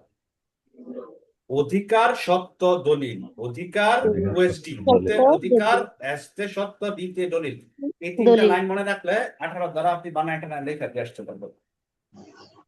অধিকার, সত্য সত্য, দলিল। দলিল। সত্য দলিল, অধিকার সত্য দলিল। অধিকার সত্য ওএসডি, উতে অধিকার, এসতে সত্য, দিতে দলিল। দলিল। অধিকার, সত্য, দলিল, এই তিনটা জিনিস কেউ যদি আপনার কাছ থেকে লুকায় রাখে, প্রতারণা করে রাখে, আপনাকে না জানায়, আপনি না জানেন, ঠিক আছে, যেদিন জানবেন সেদিন থেকে তামাদি গণনা শুরু হবে। মনে করেন একটা দলিল কেউ প্রতারণামূলক ভাবে লুকায় রাখছে, আপনি জানেন না, তাহলে যেদিন জানলেন দলিল সম্পর্কে সেদিন থেকে তামাদি গণনা শুরু হবে। আর স্ক্রিনটা দেখা যাচ্ছে তো? সত্য, জি এটা আপনি জানেন না, জি স্যার। যেদিন জানলেন সেদিন থেকে তো আমাদের গণনা শুরু হবে। অধিকার, আপনি জানলেন না, যেদিন জানলেন সেদিন থেকে তো আমাদের গণনা শুরু হবে। মনে করেন যে আপনার দাদা একটা সম্পত্তি কিনছে, কি কিনছে? সম্পত্তি কিনছে, আপনার বাপে জানেন না। অনেক সময় আছে না যে কই কি আসছে জানে না, এরকম লোক আছে কিন্তু, বুঝছেন কিনা? অনেক সম্পত্তি থাকলে কই কি আছে এটা কি অনেক সময় খেয়াল আছে, ওই থাকতে জায়গায় পারে। আছে, অনেক সময় যায় নাই। কিছু কিছু জায়গাতে আমিও যাই নাই, দুই একটা জায়গা আমাদেরও আছে, আমাকে কখনো নিয়ে যায় নাই, কিন্তু আমি জানি যে ওখানে আহ, জায়গা আছে, আমি নিজেও যাই নাই, সত্যি কথা। তো আপনি মনে করেন জানেনই না, আপনি মনে করেন জানেনই না, আপনার বাবাও জানেন না, আপনিও জানেন না। মনে করেন সিলেট একটা জায়গা আপনার দাদাই কিনছিল, তো হঠাৎ করে আপনার টেবিল থেকে একটা দলিল বেরোলো, ঘাটাঘাটি করতে গিয়ে মনে করেন মারা গেছে কেউ, আপনি ঘাটাঘাটি করে দেখলেন যে সিলেটে একটা জায়গা আছে, এটা আপনার দাদা কিনছিল, এটা আজকে ধরেন 100 বছর হয়ে গেছে। তো এই যে সত্যটা আপনি জানলেন না, 100 বছর পরে জানলেন, তামাদি মেয়াদ গণনা 100 বছর পর থেকেই শুরু হবে। এবং ওই জানার পর থেকে আপনি 12 বছরের মধ্যে ওই সত্যটা দখল পুনরুদ্ধারের মামলা করতে পারেন। তা আমাদের কত অনুচ্ছেদ অনুযায়ী? সরি স্যার, কথা বোঝা যায় না প্লিজ। কত অনুচ্ছেদ? আপনি অনুযায়ী 100 বছর পরে জানলেন সত্যটা, এর আগে জানেন নাই। 144 জানার পরে অনুচ্ছেদ। আপনি 12 144 বছরের মধ্যে ধারা কত অনুচ্ছেদ? 144 144 অনুচ্ছেদ। অনুচ্ছেদ। 144 অনুচ্ছেদ। আপনার দখল নাই, সত- আপনার সত্য আছে কিন্তু কি নাই? দখল দখল নাই। নেই। এরকম যদি কোনো ইস্যু থাকে তাহলে 144 অনুচ্ছেদ অনুযায়ী 12 বছরের মধ্যে আপনি মামলা করতে পারবেন। আর আরেকটা আছে, আপনার সত্য আছে, দখল নাই, দখল আপনি নেই। জানেন, ওইটা হলে 142 অনুচ্ছেদ অনুযায়ী। 142 আর 144 এর পার্থক্য আমরা জেনে নিলাম। আচ্ছা, তাহলে এই হচ্ছে বিষয়। তাহলে দেখেন কতে কি দিছি, সর্বপ্রথম প্রতারণার কথা যেদিন জানতে পারে, দলিল যখন উত্থাপন করে, আপনি যেদিন জানছেন, আর এই সমস্ত ইস্যু থাকলে আপনার কি করবেন, যেদিন জানবেন সেদিন থেকে তামাদি গণনা শুরু করবেন। শুরু হবে। এই হচ্ছে 18 ধারা, ঠিক আছে? প্রতারণার ইস্যু থাকতে হবে এখানে। তারপর প্রেসক্রিপশনে চলে আসেন। আচ্ছা, আপনারা যেটা করবেন, এই 18, 19, তারপর 20, 22, 23, 24 এগুলা ওই যে ধারার হেডলাইন গুলা পড়ে ফেলবেন, ওখান থেকে প্রবলেম আসবে, ওগুলার ধারার হেডলাইন করবেন, অথবা 3 ধারার ব্যতিক্রম আসলে ওগুলা দিতে হবে। এখন আমরা ওখানে আর পড়া নাই কিছু, 18 থেকে 25 পর্যন্ত আমাদের আর পড়া বেশি কিছু নাই, খালি ফলাফল গুলা জানবেন। 22 দ্বারা পক্ষভুক্তি, যেদিন পক্ষভুক্তি সেদিন থেকে আমাদের গণনা শুরু হবে। আপনার এই 23 ধারা থেকে অবিরাম চুক্তি ভঙ্গ, যতবার চুক্তি বন্ধ হবে ততবার আমাদের গণনা শুরু হবে, প্রবলেম আসতে পারে। 24 ধারায় কি বিশেষ ক্ষতিপূরণের স্পেশাল ড্যামেজ। ক্ষতিপূরণ, ক্ষতি যেদিন হচ্ছে প্রকৃত ক্ষতি, ওই দিন থেকে তো আমাদের গণনা শুরু হবে। মনে করেন আমি মাটির নিচে খুঁড়াখুড়ি করতেছি, কিন্তু ভাঙ্গা পড়ছে হচ্ছে আপনার 4 মাস পরে, তাহলে আমাদের গণনাটা 4 মাস পরে শুরু হবে, যেদিন করতেছি ওই দিন থেকে না। প্রকৃত ক্ষতি যেদিন ভিজিবল হবে সেদিন থেকে তো আমাদের গণনা শুরু হবে, এর আগে থেকে না। এটা 24 ধারার কথা। আর গ্রেগরিয়ান ক্যালেন্ডার 25 ধারা শেষ। তাহলে আমাদের এখানে আর বেশি কিছু করার নাই। স্যার সাউন্ডটা কি একটু বাড়ানো যায় স্যার? মানে সাউন্ডটা খুব স্লো শোনা যাচ্ছে সাউন্ড স্যার। কি শুনতে পাচ্ছেন না আপনারা? সাউন্ড তো ঠিকই আছে। একদম ক্লিয়ার স্যার। আপনারা একটু সাউন্ড একটু বাড়ায় আপনার দিলে ভেঙে ভেঙে আসছে স্যার। স্যার একটু সাউন্ড আমার স্লো আচ্ছা, ঠিক আছে আপনার আমাদের এখানে। আপনার মোবাইলের সাউন্ডটা বাড়ায় নেন, তাইলে ঠিক হয়ে যাবে শোনা আশা যাচ্ছে স্যার, করছি। শোনা যাচ্ছে। আপনার মোবাইলের সাউন্ডটা বাড়ায় নেন, তাইলে আশা করছি ঠিক হয়ে যাবে। আমার এখানে মনে হয় ঠিক আছে। আচ্ছা, তারপরে দেখেন প্রেসক্রিপশন। প্রেসক্রিপশন জিনিসটা কি আমাদের পড়া শেষের দিকে। প্রেসক্রিপশন হচ্ছে দীর্ঘকালীন ভোগ দখলজনিত অধিকার, লেখা রাখেন। প্রেসক্রিপশন সমান সমান দীর্ঘকালীন ভোগজনিত অধিকার। দীর্ঘকালীন ভোগ দখলজনিত অধিকার। বিনা বাধা হইব। প্রেসক্রিপশন দুই ভাবে অর্জিত হইতে পারে। একটা হচ্ছে কি সুখাধিকারের মাধ্যমে। ওই যে আপনি একটা সম্পত্তির উপর হাঁটা চলা করার মাধ্যমে। আরেকটা হচ্ছে কি ব্যবহার সাধ্যের মাধ্যমে নাকি? ভোগ দখলের মাধ্যমে। সুখাধিকারী তো এসমেন্ট ব্যবহার, এসমেন্ট ভোগ দখলের মাধ্যমে। আর সুখাধিকার তো ইজমেন্ট, ব্যবহারের মাধ্যমে। আশা দেখতে আইতেছেন যাইতেছেন, আরেকটা হচ্ছে বাড়ি বানায় থাকতেছেন ভোগ দখল করে। তাহলে দুইটাই তো প্রেসক্রিপশন, দুইটাই তো দীর্ঘকালীন ভোগ দখল জনিত অধিকার। ঠিক আছে, দীর্ঘকালীন নিরবিচ্ছিন্ন ভাবে অনুমতি ছাড়া এই জিনিসগুলো আপনাদের করতে হবে, বুঝতে হবে। বুঝছেন? আচ্ছা, তারপর ইতিবাচক প্রেসক্রিপশন, নেতিবাচক প্রেসক্রিপশন আছে। এই জিনিসটা আপনারা এখান থেকে রিডিং দিবেন, 28 ধারাতে এগুলো দেখতে পাবেন। তারপর তামাদি আর হচ্ছে দীর্ঘকালীন ব্যবহারের পার্থক্য আছে এখানে দিয়েছি।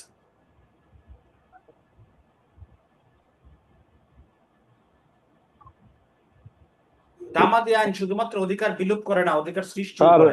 স্যার 7-8 বছরে স্যার প্রেসক্রিপশনটা বুঝি নেই স্যার, আপনার এখানে পড়ে স্যার বুঝলাম স্যার, এত বুঝি নেই যে প্রেসক্রিপশনটা কি। প্রেসক্রিপশন হচ্ছে দীর্ঘকালীন ভোগ দখলজনিত অধিকার। না না, এটা এরকম ভাবে স্যার আপনার আইন বিচরণে যেভাবে লেখা একবারে সুন্দরভাবে, এবং কোনো বইতে এরকম পাইনি স্যার। না, পাবেন না তো, পাবেন না। আপনার আমার আইন বিচরণ বড় বইটা যারা আছে, শর্ট সাজেশন না, বড় বইটা সুন্দর হ্যাঁ, করে ওইটা আমার দেওয়া কাছে আছে। আছে স্যার, ওইটা আছে। বড় বইটা, বিগ বুকটা, শর্ট সাজেশনটা হুম। শর্ট। আর আমি ওই এইখানে নয়, কিন্তু ওই সব নয়, বলতেছি না। হ্যাঁ, ওই নয় যেটা আর কি। জি, এইখানেও সবকিছু বলতেছি না, আমি কিন্তু যতটুকু দরকার ততটুকু বলতেছি, কারণ আমরা তো আর এমসিকিউ পরীক্ষা দিব না। আচ্ছা, তো অধিকার সৃষ্টিও হয়, আবার অধিকার কি হয়, বিলুপ্ত হয়। ওই যে 28 আপনি ধারা যদি বিলুপ্ত 12 হয়েছে। বছর ধরে বসবাস করতেছে, তাকে যদি নিষেধ না করেন, তাহলে অধিকারটা বিলুপ্ত হবে, আর ওই লোকের অধিকারটা প্রতিষ্ঠিত হবে। এটা ইংলিশ টার্ম সহ আপনাকে কি করতে হবে, এই রিডিংটা দিয়ে দিতে হবে। আর প্রতিষ্ঠিত হলে 26 আর 27, আর যদি ইয়া হয় বিলোপ হয় তাহলে হবে 28 দ্বারা প্রেসক্রিপশনে। 28 তো অধিকার হয়, অর্জন হয়। অর্জনমূলক প্রেসক্রিপশনও আছে, বিলোপমূলক প্রেসক্রিপশনও আছে। তো হ্যাঁ, বিলোপ prescription মানে দুইটা। 28 ধারা। Adverse position. হ্যাঁ, এই যে সব আছে এখানে, অ্যাডভার্স পজিশন কি, ঠিক আছে, উপাদানগুলা কি কি অ্যাডভার্স পজিশন সব আছে এখানে, এগুলা পড়বেন। ওই উপাদানগুলা জাস্ট একটা রিডিং দেবেন, ঠিক আছে। বিরুদ্ধ দখল কি, এবার জাস্ট একটা রিডিং দেবেন। সুখাধিকারটা কি। আচ্ছা, সুখাধিকার থেকে একটা অঙ্ক আসতে পারে এবার আপনাকে। এই যে পক্ষগণ একমত হয়েও তামাদি আইনের ফয়সালা করতে পারে না, মানে সব দুই পক্ষ মিললেও কি সময় গেলে আর এটা বাড়ানো যাবে না, 3 ধারা দিয়ে খারিজ 3 হবে, ধারা খারিজ। ঠিক আছে। এই যে বিষয়গুলো, তারপর এইখানে অনেক কিছু আছে, আমি বেসিক যে আলোচনা করছি এগুলাই, 5 ধারা 12 ধারার পার্থক্য। জাস্ট একটা রিডিং দিবেন, আর কিছু না, বুঝছেন, করবেন, রিডিং দিবেন। তারপর তামাদি আইনের প্রকৃতি, পদ্ধতি, পরিধি, কোথায় কোথায় কাজ করে, এটা জাস্ট রিডিং দিবেন। সীমাবদ্ধতা, এগুলো আসলে আসতে পারে, না আসলে নাই।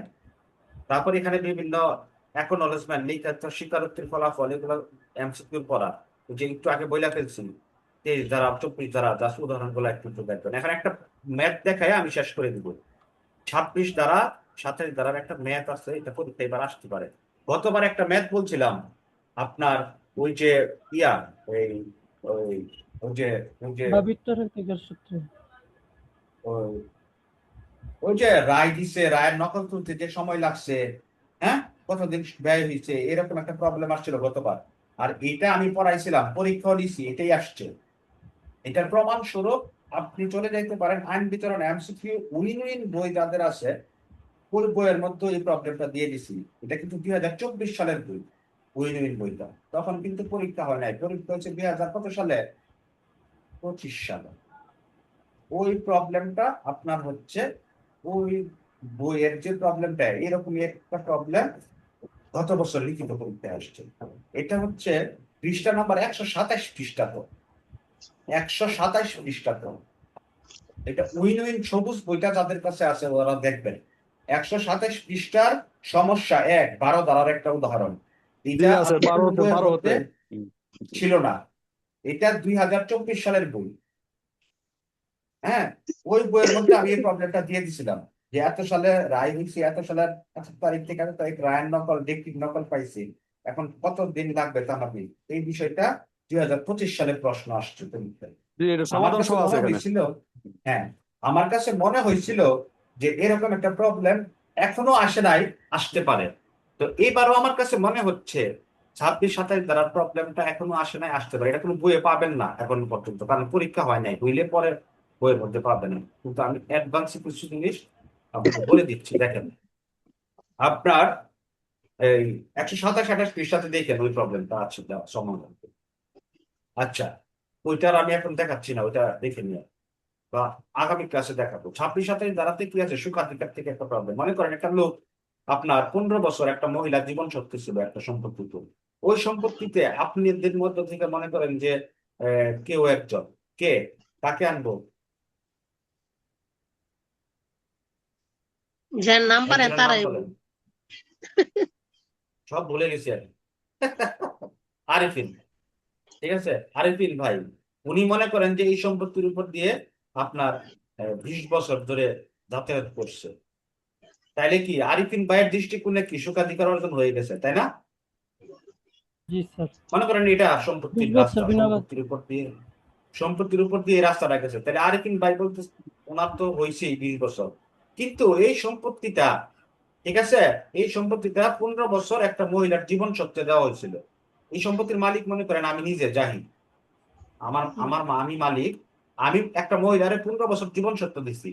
আর আরিফিন ভাই কি করছে, 20 বছর ধরে এই সম্পত্তির উপর দিয়ে রাস্তা দিয়ে হাইটা গেছে, রাস্তায় মেন রাস্তায় উঠছে না, এই সম্পত্তির উপর দিয়ে। এখন ওনার তো একটা সুখাধিকার অর্জন হয়েছে।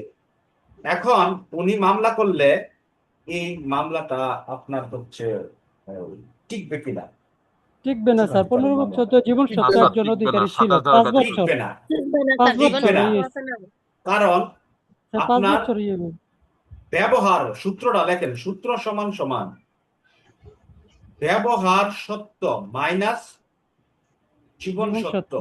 জীবন শর্ত। হ্যাঁ, প্লাস অস্থায়ী যদি আরো কোনো সত্য থাকে সেগুলা।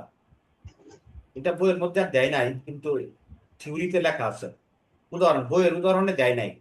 প্লাস অস্থায়ী যদি আরো কিছু থাকে সেগুলো জীবন সত্যের সাথে যোগ হবে।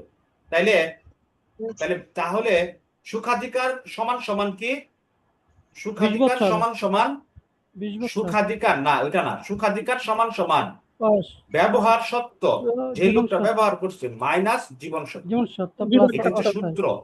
জি, তাহলে ব্যবহার করছে কয় বছর, 20 20 বছর। বছর। 20 বছর। আরিফিন ভাই উনার জায়গা থেকে ঠিক আছে, কিন্তু প্যাচ লাগাইছে জীবন সত্যে, মাইনাস জীবন জীবন সত্য। সত্য 15 বছর। তাহলে কত বছর হলো, 5 বছর। 5 বছর। 5 বছর, 5 বছর তো সুখাধিকার অর্জন হয় না। হয় না। যদি উনি 30 বছর ধরেও ব্যবহার করতো তাইলে কত হইতো, 15 বছর। 15 তো 15 বছর হইতো। যদি 40 বছর ব্যবহার করতো তাইলে এক কথা ছিল। তাইলে আচ্ছা, সে তাহলে হইতো। এভাবে এখন যদি সে আবার এই সম্পত্তি 7 বছর লিজ দেয় অন্য কাউরে, 7 বছর লিজ দেয়, তাহলে এই 15 বছরের সাথে 7 বছর যোগ হবে, কত বছর হয়, 23 নাকি? 22 বছর হইব। 22 বছর। তখন 22 বছর বিয়োগ দিতে হবে 30 বছর থেকে। 30 মাইনাস 22 সমান সমান, তারপরও যত হয় 15 হয়। তাহলে এইভাবে অঙ্ক করে দেখাই দিতে পারবেন না? জি স্যার।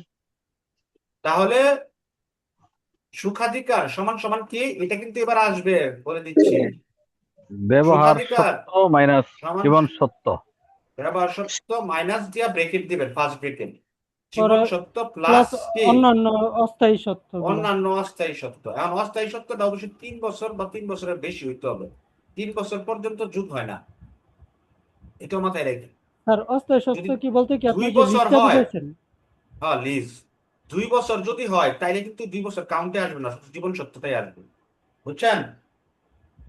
আর 3 তিন অস্থায়ী হইলে আসবে সত্যটা স্যার। অবশ্যই 3 বা 3-এর বেশি হইতে হবে, তিনের বুঝছেন? বেশি। অস্থায়ী সত্য জি যদি স্যার। 5 বছর হয় তাইলে এটা জীবন সত্যের সাথে যোগ হয়ে ব্যবহার সত্য থেকে বিয়োগ হবে। এই হচ্ছে অঙ্ক। তাহলে সামনের ক্লাসে আমরা আরো অঙ্ক দেখবো, এটা পরীক্ষা আসবে এই জন্য এটা দেখাই দিচ্ছি। সামনের ক্লাসে আমরা আরো আচ্ছা, তাইলে আপনাদের নেক্সট ডে পরীক্ষা হবে কি জানেন? তামাদি আইনের সকল প্রশ্ন, প্রবলেম, শুধু এই একটা প্রবলেম এটা পাস করে দিলাম, এই প্রবলেমটাই দিব, সুখাধিকারের এই প্রবলেমটা। বাকি প্রবলেম দেখবো রবিবারে। কালকে আমাদের পরীক্ষা হবে, কালকে ক্লাস হবে না। কালকে পরীক্ষা হবে কি? ড্রাফটিং। ড্রাফটিং কিসের? সিভিল ড্রাফটিং দেওয়ানি। করাইছি না? জি স্যার। জি সিভিল স্যার। ড্রাফটিং এর পরীক্ষা হবে। আর হচ্ছে তামাদের সকল প্রশ্ন, আর হচ্ছে সুখাধিকারের প্রবলেম, আর হচ্ছে বার কাউন্সিল থেকে ক্যানন 1, ক্যানন 1 এটা হচ্ছে সিলেবাস। এগুলো স্যার হলো এত কালকে কিছু রাত একটা দিন। 9:30। এত কিছুই শেষ করতে হবে, নাইলে আপনার সমস্যায় পড়বেন। এমসিকিউতে কি বলছিলাম? শেষ না করতে পারলে বিপদ আছে, শেষ করতে পারছেন দেখে বিপদ কেটে গেছে। এখন লিখিতেও তাই বলতেছি, শেষ না করতে পারলে বিপদ আছে। বিপদ কি আর বললাম না, বললে মন খারাপ হবে। উচ্চারণ করলাম না, স্যার বুঝছেন আমরা কিনা? যে এক্সাম দিচ্ছি আমাদের লেখার গুণগত মান কি ঠিক আচ্ছা, আছে কিনা ওইটা একটু নিয়ে আমি জানাবেন। বসবো, ওইটার গুণগত মান নিয়ে আমি সবগুলো প্রশ্ন দেখে বলবো, বসবো আর আমি উত্তরগুলো দিয়ে দিব, আপনারা মিলাই নিয়েন। আর আমি পরীক্ষা নিচ্ছি, ফাইনাল যে পরীক্ষাগুলো হবে ওগুলো আমি প্রত্যেকটা খাতা আবার দেখাবো কে কি ভুল করছে, বুঝছেন? এইটা ওকে আমরা হচ্ছে 3-4টা সাবজেক্ট শেষ করে নিই, আপনারা ধৈর্য ধরে পরীক্ষাগুলো দেন। আর এরপরে আপনি বুঝতে পারবেন যে কোন কোন জায়গায় আপনি ভুল করছেন, বুঝছেন কিনা? এবং ওইগুলো কারেকশন করতে হবে। এখন আর দুঃখ মানে পরীক্ষা হওয়ার পর দেখলে লাভ হবে না, তখন শুধু দুঃখ হবে কিন্তু লাভ হবে না। স্মৃতিতে থাকবে যা হারে এটা যদি করতাম, এই আফসোসটা যেন না করি। আর হচ্ছে আরেকটা কথা হচ্ছে যে পড়তে খারাপ লাগবে, এই খারাপ লাগা নিয়েই পড়তে হবে। ওই ব্যথার মতো আমার বন্ধু, ব্যথা নিয়ে কিভাবে ভালো থাকা যায় ওই চিন্তা করতে হবে। হ্যাঁ, জীবন মানেই ব্যথা, জি স্যার। বুঝছেন কিনা? জি স্যার। জীবন মানে ব্যথা। আর যাদের আপনার ব্যথা নাই তারা ঘুরে ঘুরে দেখবে, জীবন উপভোগ করবে। জীবন মানে ঘুরে ঘুরে দেখা, ফিরে ফিরে তাকানো। আরে স্যার এখন কষ্ট কিন্তু ছাড়া কোনো ঘুরে কিছু ঘুরে অর্জন দেখা না, করা যায় না, সোজা কথা। এখন হচ্ছে জীবন মানে ব্যথা। ব্যথাটাকে দূর করার জন্য যা যা পদক্ষেপ করবেন, আপনার হাতেই সবকিছু আছে। ঠিক আছে, আপনাদের মূল্যবান সময় নষ্ট করলাম এবং আপনাদের বিরক্ত করলাম। No sir. আপনাদের মূল্যবান সময় নষ্ট করলাম আপনার এবং বিরক্ত করলাম, এই জন্য আমি আন্তরিকভাবে দুঃখিত, বুঝছেন কিনা? সালাম নো আলাইকুম। স্যার, আমাকে আপনার মূল্যবান সময় আমি আমাদের দিচ্ছেন, আমরা এর জন্য আপনাকে ধন্যবাদ, অসংখ্য ধন্যবাদ। স্যার স্যার একটা আমরা হলো আপনার প্রতি চিরকৃতজ্ঞ কারণ স্যার আপনি আপনার আপনার মূল্যবান কথাটা সময় রাখতে গিয়ে আমি এখন সোজা দাঁড়াইতে পারতেছি না। দিচ্ছেন। আমি 1 সপ্তাহ স্যার টানা বেকার হয়ে গেলি, সারা রাত পড়ছি, সারা দিন পড়ছি, স্যার আমি সোজা হইতে পারতেছি না। স্যার এমসিকিউ তে দেখেন, আমাকে পাগল বানায় লাইছে পরীক্ষা দিয়া নিয়া। হ্যাঁ কত পরীক্ষা দিছি, কত পরীক্ষা নিয়েছি, তাই না? সেটাই তো স্যার। ভাই একটা কোশ্চেন ছিল, জি বলেন। যা আপনি বলেন কিছু না কিছু লিখতে পারবেন, তো কিছু না কিছু লিখলে কি মার্কস আসবে? কিছু না কিছু বলতে আপনার ইয়ের ধারার সাথে সঙ্গতি রেখে লিখতে হবে, আন্দাজে লিখলে চলবে? না আপনি যদি মূল জিনিস 4-5 লাইনও লিখেন নাম্বার দিবে, বুঝছেন? জি মূল ফ্যাক্টটা কি, মনে করেন আপনি স্যার হালকা পারেন না, তারপরও জি মার্ক পাবেন, কিন্তু একদম ভুল হলে তো মার্ক পাবেন না। জি জি, sir thank you. Kindly sir আজকে রেকর্ডিংটা একটু দিয়ে দিয়েন স্যার। হ্যাঁ, আজকের গতকালকে 2টা রেকর্ডিং দিয়ে দিবেন, ঠিক আছে? আর আর আমাকে নোটটাও লিস্ট পাঠিয়ে পাঠায় দিচ্ছি, দেন স্যার, কেমনে পারেন? নোটটাও পাঠিয়ে দিচ্ছি। আপনার এই যারা যারা হচ্ছে এই নোট এখনো না নেওয়ার প্ল্যান করতেছেন, নেওয়ার জন্য চেষ্টা করেন, কারণ আপনার ব্রেন ডেভেলপমেন্ট করতে হবে। আমরা খাবার দাবার খাই কেন? শরীর ঠিক রাখার জন্য, তো ব্রেনেরও কিন্তু খাবার লাগবে, জি স্যার। নাহলে ব্রেন ঠিক থাকবে না। এখন পেটের মধ্যে যদি আপনি পচা খাবার খান ছাড়ান আমি একটু তিন দুই সাথে তিন মিনিট ওরা একটু 1.5 লাখ টাকা করা বলছে। হ্যাঁ হ্যাঁ, 1.5 লাখ টাকা। 2-3 মিনিট একটু কথা বলবো পড়ার বাইরে। দেখেন, আপনি ভালো জিনিস যদি মাথায় নেন মাথা ভালো থাকবে, খারাপ জিনিস মাথায় নিলে মাথা খারাপ হবে। আপনি ভালো খাবার খেলে শরীর ভালো থাকবে, খারাপ খাবার খেলে পাতলা পায়খানা হবে, পেট খারাপ হবে। তো ব্রেনের মধ্যে যদি ভালো জিনিস দেন ব্রেন ভালো থাকবে। এখন ভালো জিনিস নিতে হলে ভালো জিনিস দিতে হলে ভালো জিনিস নিতে হবে, বুঝছেন কিনা? আর আমি সেটার জন্য আপনার বলছি যে সবাই নিবে কিন্তু সময় থাকতে নেন। ওই অনেকে আছে পরীক্ষার 5 দিন আগে নেয়, তখন কিন্তু লাভ হবে না। অতএব আপনি কি স্যার অতএব কমপ্লিট হয়ে গেছে স্যার? আপনি কি কমপ্লিট? হ্যাঁ হ্যাঁ হ্যাঁ, কমপ্লিট। অতএব ভালো জিনিস ভালোভাবে দেন। সম্পয় কি আর কালকে এটার পাইবো না জন্য কাছ থেকে? আপনার, হ্যাঁ হ্যাঁ পাবেন, এটার জন্য আপনার কিছু টাকা খরচ হইলে হোক, না তো আপনি পাস করতে পারবেন না, ঠিক আছে? ব্রেনের জন্য কিছু খরচ করতে হবে। জি sir, thank you sir. Okay, thank you very much. আসসালামু আলাইকুম। আজান দিয়ে দিচ্ছে, ওয়ালাইকুম আসসালাম ওয়া সুস্থ রাহমাতুল্লাহ। থাকেন, মেসেজটা একটু সিন করেন। নিরাপদে থাকেন। ওয়ালাইকুম আচ্ছা, স্যার। সিন করতেছি, অনেকে পাঠাইছেন, সিন করতেছি। আর জি জি। আর একজন হচ্ছে, কালকের প্রশ্ন উত্তরটি দিয়ে দিন স্যার। দিয়ে দিব দিয়ে দিব। Thank you. আজান দিচ্ছে, রেখে দিচ্ছে, সবাই ভালো করে পড়েন। আসসালামু আলাইকুম। আসসালামু স্যার আলাইকুম। ফোনটা একটু ধইরেন, যে একটু পরে যদি কেউ পাঠায় দোকানে আপনি একটু ফোন দিলে ধইরেন স্যার। আচ্ছা ঠিক আছে, ঠিক আছে, আসসালামু থ্যাংক আলাইকুম। You very much. ওয়ালাইকুম আসসালাম।